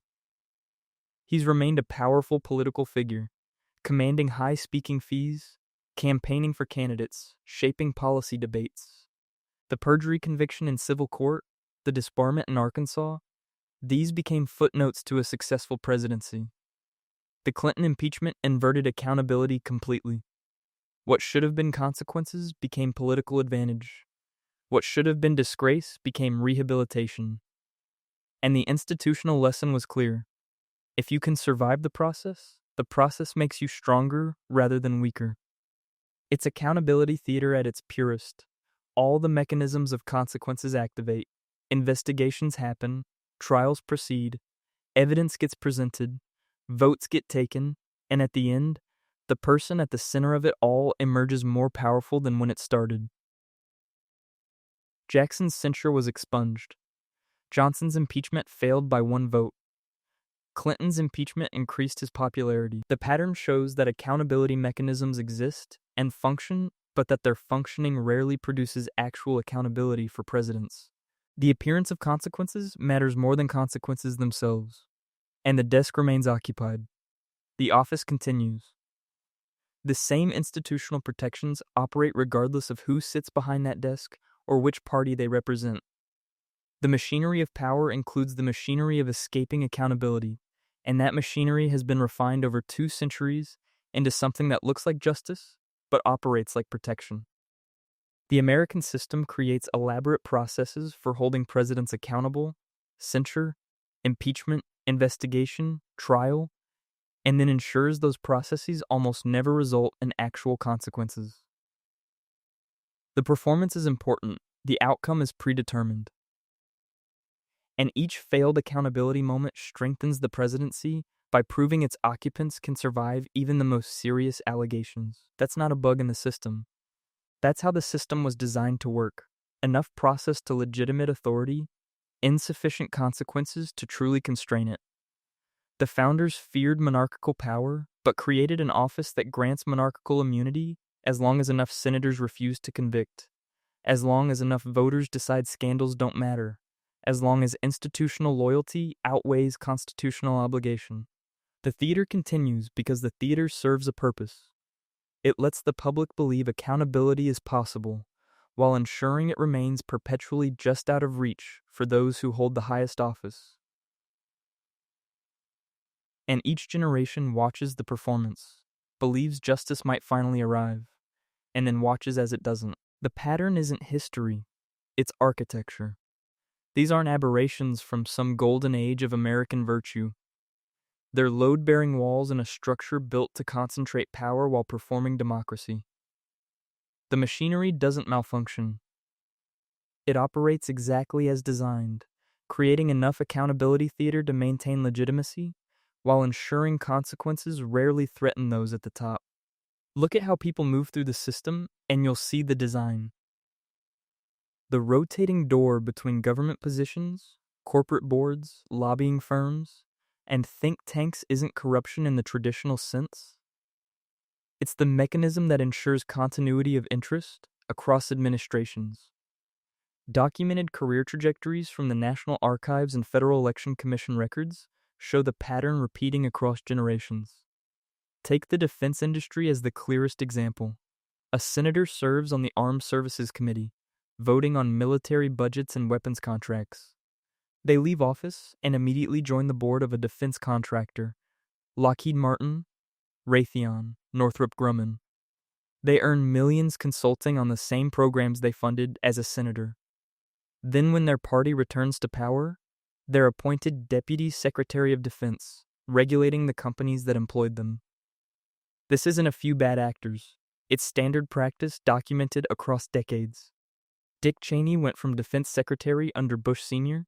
to CEO of Halliburton to vice president under Bush Jr., where policies he influenced led to billions in no-bid contracts for Halliburton. William Cohen went from senator to defense secretary to chairman of a private equity firm specializing in defense and homeland security companies. The pattern crosses party lines seamlessly. Leon Panetta went from CIA director and defense secretary to serving on corporate boards for Oracle and drone manufacturer Blue Wolf Capital. Ash Carter left his position as defense secretary and joined the board of several defense contractors. These aren't exceptions. They're the expected career path.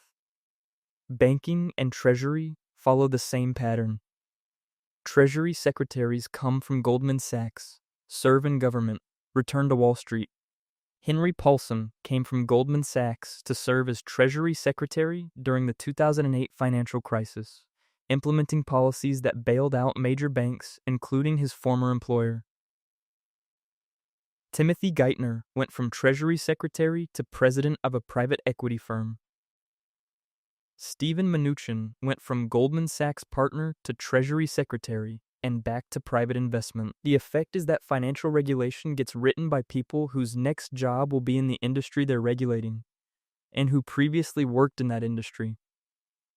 Their interests align with the institutions they're supposed to oversee. The regulatory capture isn't a bug, it's the intended design. Government positions become resume lines that increase private sector value. Energy companies recruit from the Department of Energy and EPA.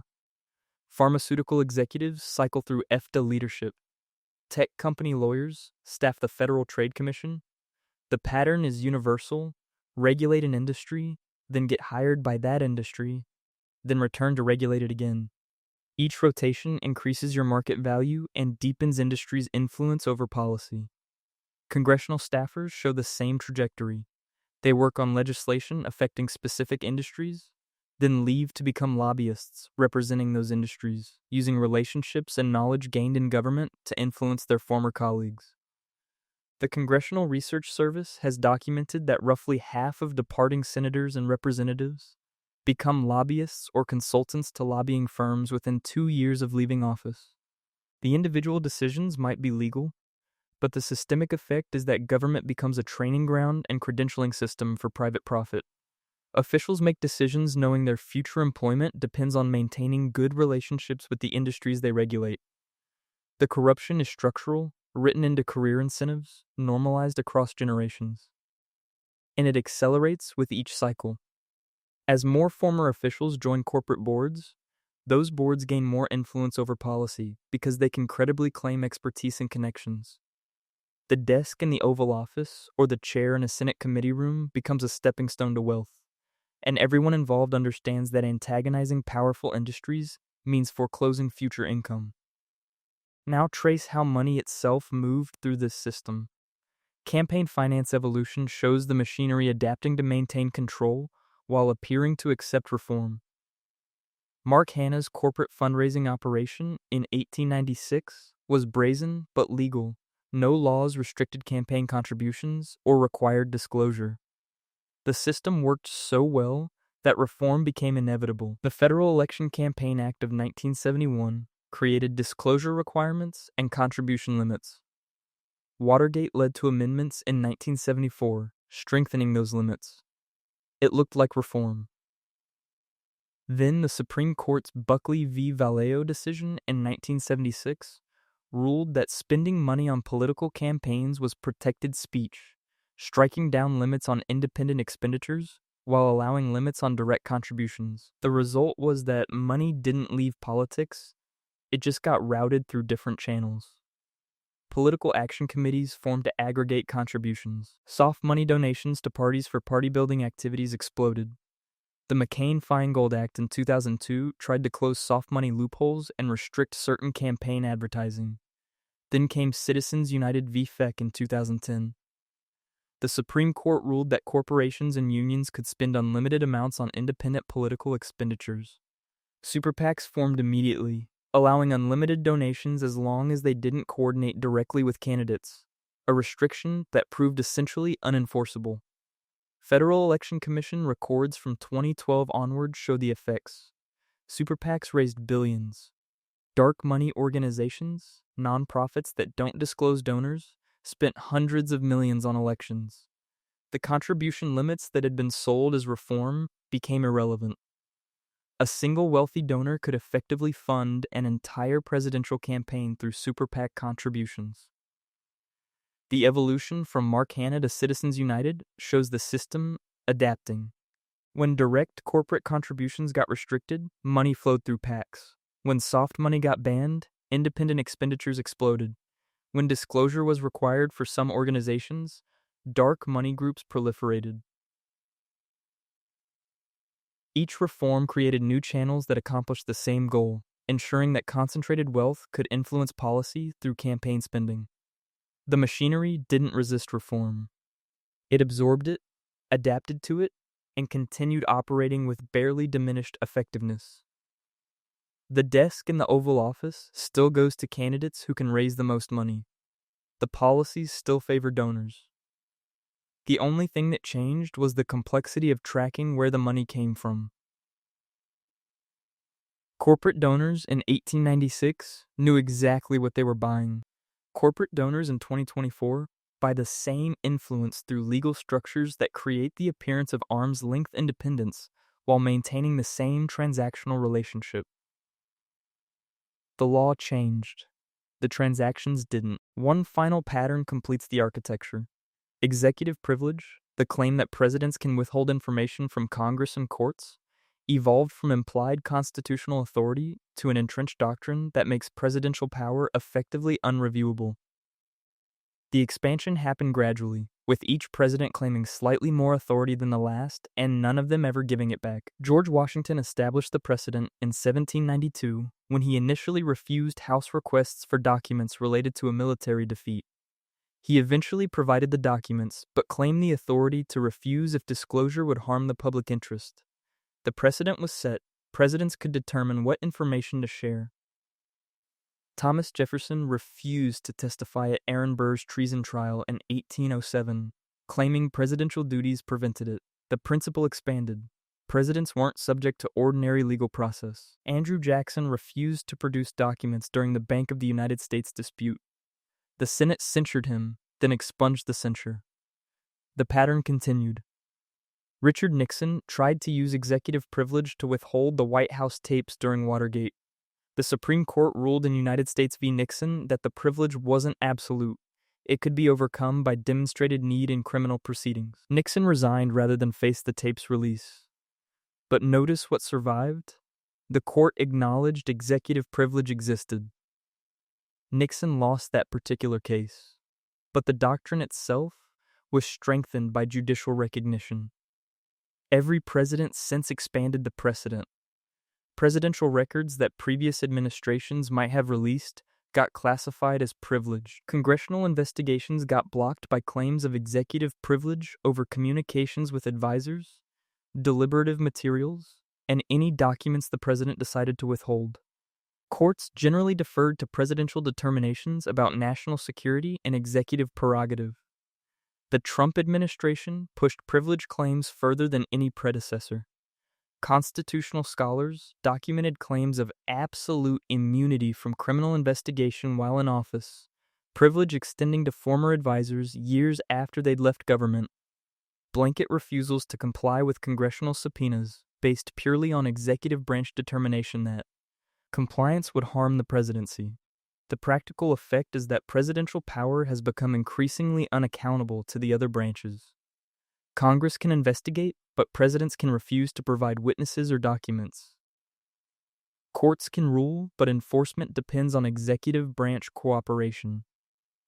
The constitutional system of checks and balances operates only as far as presidents voluntarily allow it to operate. From Washington's conditional cooperation to Trump's claims of absolute immunity, the trajectory is clear.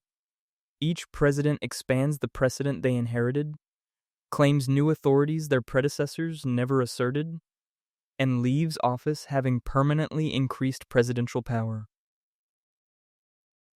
The next president might use that power differently, but never relinquishes it. The expansion isn't partisan. Democratic and Republican presidents alike claim executive privilege to avoid oversight, classify information to prevent disclosure, and argue that presidential power must be protected from legislative and judicial encroachment. The office protects itself regardless of who temporarily occupies it. And here's the mechanism's genius. The expansion happens through precedent, not through constitutional amendment or legislation. Presidents simply claim new authorities, defend them in court when challenged, and whether they win or lose the specific case, the next president inherits a broader understanding of what presidential power might include. The desk in the Oval Office comes with authorities that accumulate across administrations. Each occupant receives more power than their predecessor had and leaves their successor even more. The constitutional constraints that were supposed to limit presidential authority have been steadily eroded through 2 centuries of precedent building, and the erosion only moves in one direction. Congressional authority to investigate gets weakened. Judicial authority to review gets limited. Presidential authority to act in secret, withhold information, and avoid accountability gets strengthened. And every president, regardless of party or ideology, benefits from the expansion and contributes to it.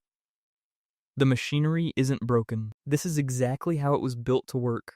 Power concentrating at the top, accountability theater maintaining democratic appearances, and structural incentives ensuring that those who operate the machinery benefit from its continued operation. The National Archives holds millions of pages of classified presidential records past their scheduled declassification dates. The exact number isn't public because the documents tracking overdue declassification are themselves restricted. But researchers and journalists who've fought for access document a systematic pattern. Sensitive materials that might embarrass previous administrations, reveal questionable decisions, or expose institutional wrongdoing remain sealed decades beyond legal requirements. The Presidential Records Act of 1978 established that presidential materials belong to the public and must be released after specific periods. The act created narrow exceptions for national security and certain privileged communications. In practice, those exceptions swallow the rule. Presidential libraries, operated by private foundations but holding public records, interpret the exceptions broadly, delaying releases and redacting extensively even when documents are eventually provided. Each presidential library becomes a monument to selective memory. The buildings are architectural statements, the exhibits carefully curated to present legacies in favorable light. The research rooms hold documents, but researchers describe a process designed to discourage rather than facilitate discovery. Requests take years. Documents arrive heavily redacted. Appeals vanish into bureaucratic processes that outlast most research projects. The pattern serves everyone currently in power. Today's presidents benefit from yesterday's secrecy because they know they'll receive the same discretion tomorrow. Documents that might reveal how policies actually get made, how decisions actually happen, what presidents actually knew and when they knew it, those documents stay sealed. The official history gets written from sanitized records while the uncomfortable truths remain classified. Presidential libraries exemplify how institutions maintain their legitimacy through controlled narrative. Release enough documents to appear transparent. Classify enough to hide anything genuinely threatening. The researcher gets access to materials that confirm the already established story, while materials that might challenge that story remain locked away until everyone involved is dead, and the political consequences are purely historical. It's not that the full truth will never emerge. It's that the truth emerges so late that it can't generate accountability, only historical revision. By the time the classified documents from one administration finally get released, we're 3 or 4 administrations later, the people involved are retired or deceased, and the revelations become interesting footnotes rather than scandalous exposures requiring response. The delay is the point. Keep information sealed, until it no longer matters politically. Let historians debate decades later what contemporary citizens should have known when it could have affected their votes, their trust, their understanding of how they're being governed. The archives become a mechanism for ensuring that present power never faces full accountability because the evidence remains hidden until it's merely historical. And sometimes documents don't survive at all. The National Archives has documented instances of records destroyed, lost, or transferred to locations where public access becomes effectively impossible. Each administration inherits an imperfect record of previous administrations and contributes to the same imperfection for future researchers. The official archive of how American power operates is incomplete by design, with the most sensitive materials either hidden or disappeared. Meanwhile, the desk remains occupied. The same dark wood, the same presidential seal, the same Oval Office that's housed this office's authority for decades. Different hands have signed orders at that desk. Different voices have made calls from that phone. Different faces have sat for photographs behind that reassuring symbol of democratic power. But look at what actually happens at that desk, and the symbol inverts. The desk where Washington reluctantly accepted power becomes the desk where Nixon plotted obstruction. The desk where Lincoln preserved the Union becomes the desk where Johnson undermined Reconstruction. The desk where Eisenhower warned against the military-industrial complex becomes the desk where that complex's influence only deepened. The desk itself is innocent. It's furniture, a prop in the theater of democratic legitimacy. But it's also the most consistent element in this story. Presidents come and go. Administrations rise and fall. Scandals break and get forgotten. But the desk remains, and the authorities attached to that desk only accumulate. Every president who sits there inherits the precedence of everyone who sat there before. The expanded executive privilege. The war powers that Congress has effectively surrendered. The pardon authority that operates without oversight. The ability to classify information that might prove embarrassing. The rotating door that awaits after leaving office. The institutional protection that ensures accountability remains theatrical rather than real. New presidents promise to restore trust, to change how Washington works, to drain whatever swamp their campaign has identified. Then they sit at that desk and discover that the machinery offers them the same authorities their predecessors enjoyed. And they discover that using those authorities is easier than restraining them, that the power is useful, that their agenda benefits from the unchecked prerogatives that accumulated over 2 centuries, so they add their own precedents to the pile. They claim authorities slightly beyond what their predecessors claimed. They classify their own questionable decisions. They use executive privilege to avoid oversight. They protect their allies with pardons when investigations get too close. And they leave office having expanded the powers that the next occupant will inherit. The promise was that American democracy would constrain executive power through constitutional checks, through a free press, through engaged citizens holding leaders accountable.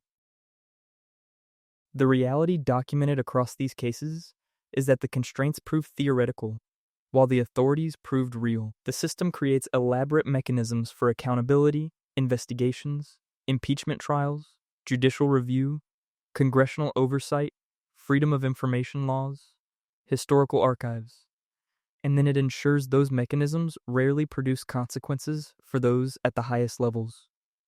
The performance of accountability matters because it maintains public faith in the system. The absence of actual consequences matters because it allows the system to continue operating as it always has. So tonight you've walked through archives that history prefers you forget. You've seen the backroom deals that moved legislation, the bribes that influenced policy, the pardons that erased consequences, the lies that launched wars, the secret programs that operated without oversight. You've seen how corruption became normalized, how accountability became theatrical, how presidential power expanded across 2 centuries until checks and balances became suggestions rather than constraints. This isn't ancient history that happened to other people in a different America. This is the architecture still operating, The machinery still running. The same incentive structures still shaping decisions. The desk is still occupied. The deals are still being made in back rooms. The classified programs are still running. The pardons will still get issued on the last day in office. The revolving door still spins. And tomorrow morning, someone will call it democracy. The office stays lit late into the night. The work continues. The machinery of American power operates according to the patterns we've documented, refined over generations, protected by precedent, insulated from consequence. And somehow, knowing that brings its own dark comfort, at least you understand how it actually works now, how it's always worked beneath the rhetoric and ceremony.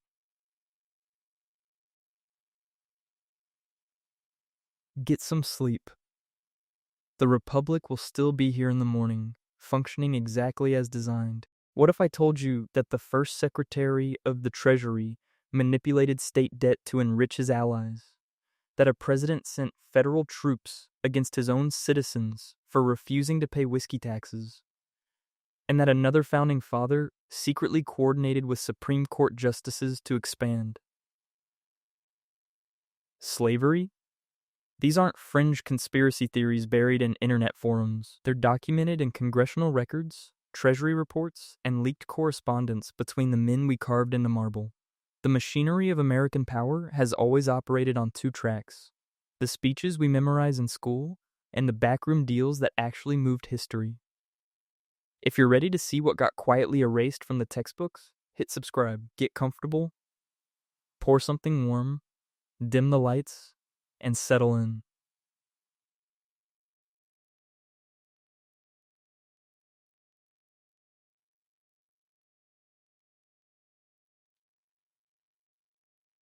We're walking through the archives of power tonight.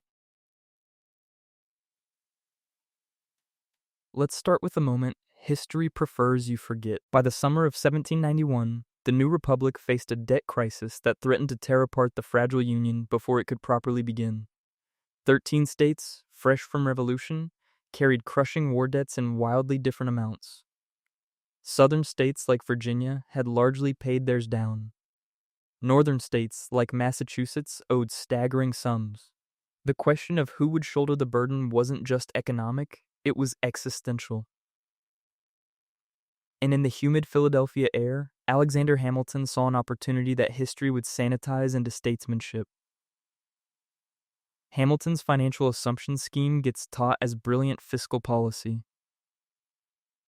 Treasury records from that summer tell a different story. Hamilton proposed that the federal government assume all state debts, effectively nationalizing the problem. Sounds reasonable until you examine who profited. Speculators, many of them Hamilton's associates and political allies, had been quietly buying up depreciated state debt certificates from desperate war veterans for pennies on the dollar. When Hamilton's plan passed, those certificates suddenly became worth face value, paid by the federal government. The men who'd risked nothing in the war made fortunes. The soldiers who'd bled for independence got whatever they'd accepted from the speculators months earlier. Hamilton knew. He had to have known. His own financial records show he maintained relationships with major security holders throughout the debate. The assumption deal didn't just stabilize the economy, it created America's first political patronage network, binding Northern financial interests to the federal government through profit. It worked exactly as designed. Congressional records document that debates over assumption consumed the first Congress for months, with representatives from states that had paid their debts furiously opposing a plan that would tax their citizens to pay other states' obligations. Hamilton's supporters argued for national unity and credit. What they didn't mention was the private profit awaiting well-connected speculators who'd positioned themselves months in advance. The official history calls it the Compromise of 1790. The documented reality is that Hamilton traded the nation's capital, moving it from New York to a swamp on the Potomac, to secure Southern votes for assumption. Jefferson and Madison got their symbolic capital in the South. Hamilton got his financial revolution. The speculators got rich. And the precedent was set: public policy could be engineered for private gain. as long as you wrapped it in the language of national necessity. The dinner meeting where the deal was struck, documented in Jefferson's later writings, took place in Jefferson's residence, with Madison and Hamilton negotiating over wine, while the future of American finance hung on their ability to trade regional interests against each other. Now we jump forward to a different kind of contradiction. The Louisiana Purchase gets celebrated as visionary expansion. Thomas Jefferson himself had spent years arguing that the Constitution must be interpreted strictly, that federal power must be limited, that any authority not explicitly granted to the government was forbidden. Then in 1803, Napoleon offered to sell a massive territory, and Jefferson's principles evaporated faster than morning mist on the Mississippi. Constitutional scholars have documented this as one of the most brazen acts of executive overreach in early American history. The Constitution said nothing, absolutely nothing, about the president's authority to purchase foreign territory. Jefferson knew this. He admitted it in letters to his advisors. He even drafted a constitutional amendment to retroactively legitimize what he was about to do. Then, he abandoned the amendment and bought Louisiana anyway. The treaty was signed in April 1803. Jefferson sent it to the Senate without the constitutional justification he'd privately acknowledged was necessary. The Senate, hungry for Western expansion, ratified it in October. Nobody wanted to stop and ask whether the president had just invented a power out of thin air. The land was too valuable. The political victory too sweet. Jefferson's own cabinet members expressed concerns in private correspondence, documented in historical archives, that the purchase exceeded constitutional authority. Jefferson overruled them, arguing that the opportunity was too important to lose while waiting for the slow process of constitutional amendment. It's the kind of contradiction that should have defined Jefferson's legacy. Instead, we remember the purchase and forget the hypocrisy. The man who warned about tyrannical federal power became the president who expanded that power beyond anything the Constitution's authors had imagined. He justified it with necessity. Every president since has learned that lesson. The purchase doubled the nation's size and cost $15 million, roughly 3 cents per acre for territory that would eventually become 15 states. The constitutional violation that enabled it gets taught as footnote, while the expansion itself gets celebrated as visionary leadership. The pattern was already forming. Declare your principles loudly, abandon them quietly when convenient, and trust that history will remember the expansion more than the contradiction. Another presidential transition reveals how power protects itself. John Adams spent his final night in office making appointments, not a few. 42 federal judges and justices of the peace, all commissioned in the hours before Thomas Jefferson's inauguration. The federal appointment records show the systematic nature of it. Adams signing commissions until past midnight on March 3, 1801. His secretary frantically sealing and delivering them before the new administration could take power. They called them the Midnight Judges, and the name wasn't metaphor. These were literal last-minute appointments designed to pack the judiciary with Federalist loyalists who would serve for life.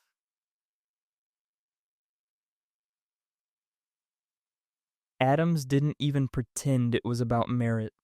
It was about control. When you can't win elections, you entrench in the courts. The commissions were physically signed and sealed in the final hours of Adams's presidency, with messengers racing across Washington in the pre-dawn darkness of March 4 to deliver appointments before Jefferson could take the oath of office.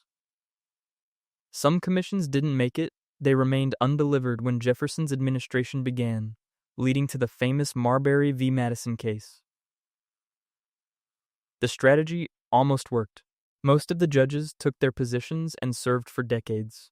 The Supreme Court case that followed, Marbury v. Madison, established judicial review, giving the courts power to strike down laws.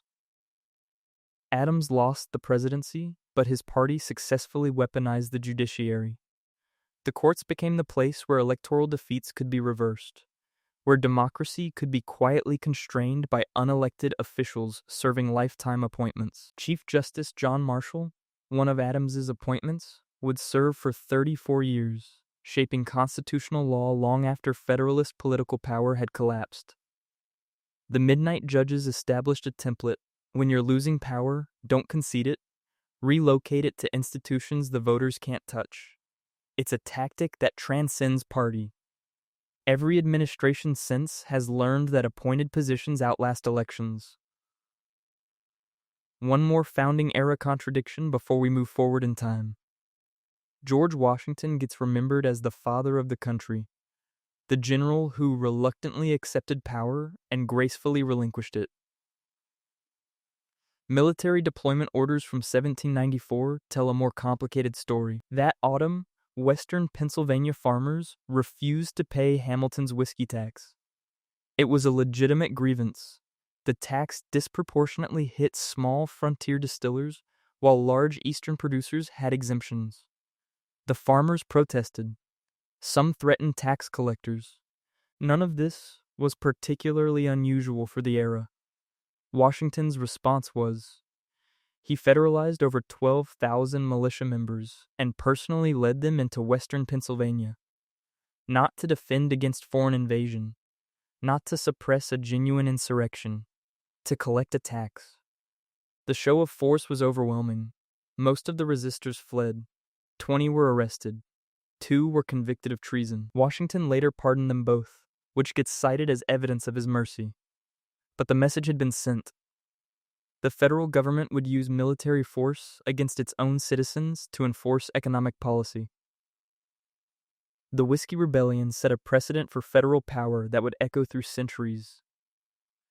Dissent too far, and you don't get debate, you get an army. The military expedition cost more than the total whiskey tax revenue collected in that region up to that point.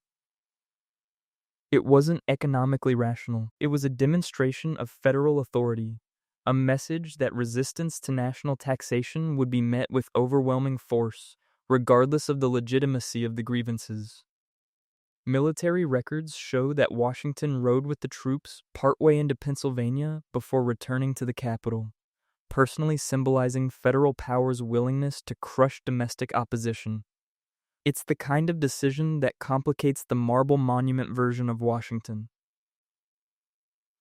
The general who fought for liberty from British military occupation had no hesitation deploying troops against American farmers who couldn't afford his Treasury Secretary's tax. The means were legal. The message was clear, and the pattern was established. When economic interests align with federal power, protest gets redefined as rebellion. We're barely past the founding generation, and already the gap between American mythology and American reality is wide enough to march an army through. The machinery of political patronage that Hamilton built found its full expression in Andrew Jackson's presidency. By the winter of 1829, Jackson had won the White House by promising to restore power to the common man, to drain the swamp of entrenched bureaucrats, to make Washington work for ordinary Americans again. The civil service records from that first-year document what actually happened. Jackson fired federal employees on a scale never seen before, not for incompetence, not for corruption, for the crime of having served under the previous administration. The phrase "to the victor belong the spoils" wasn't a metaphor, it was policy. Jackson's supporters got government jobs. Adams's appointees got dismissed. Competence was irrelevant. Loyalty was everything. The exact numbers are documented. Jackson replaced roughly 900 federal office holders in his first year alone, about 10% of the entire federal workforce. Previous presidents had made changes, but this was systematic. This was the spoils system elevated to governing philosophy. Government jobs became rewards for campaign work, and political parties became machines that ran on patronage. Individual dismissal letters preserved in the National Archives show the pattern. Experienced customs officials, postmasters, and clerks removed not for poor performance, but for having supported Adams in the previous election. Their replacements frequently had no relevant experience beyond having worked on Jackson's campaign. The consequences compound for decades. Once you make government jobs political prizes, you create a permanent incentive structure. Every election becomes about access to federal employment. Every appointment creates a network of loyalty that transcends actual governance. Jackson didn't invent corruption. He industrialized it, systematized it, made it respectable by claiming it served democracy. Here's what makes it darkly perfect. Jackson sold the spoils system as anti-elitist reform. He was removing the old aristocratic bureaucrats and replacing them with regular Americans. The fact that those regular Americans were political operatives who owed their jobs to party machinery was somehow beside the point.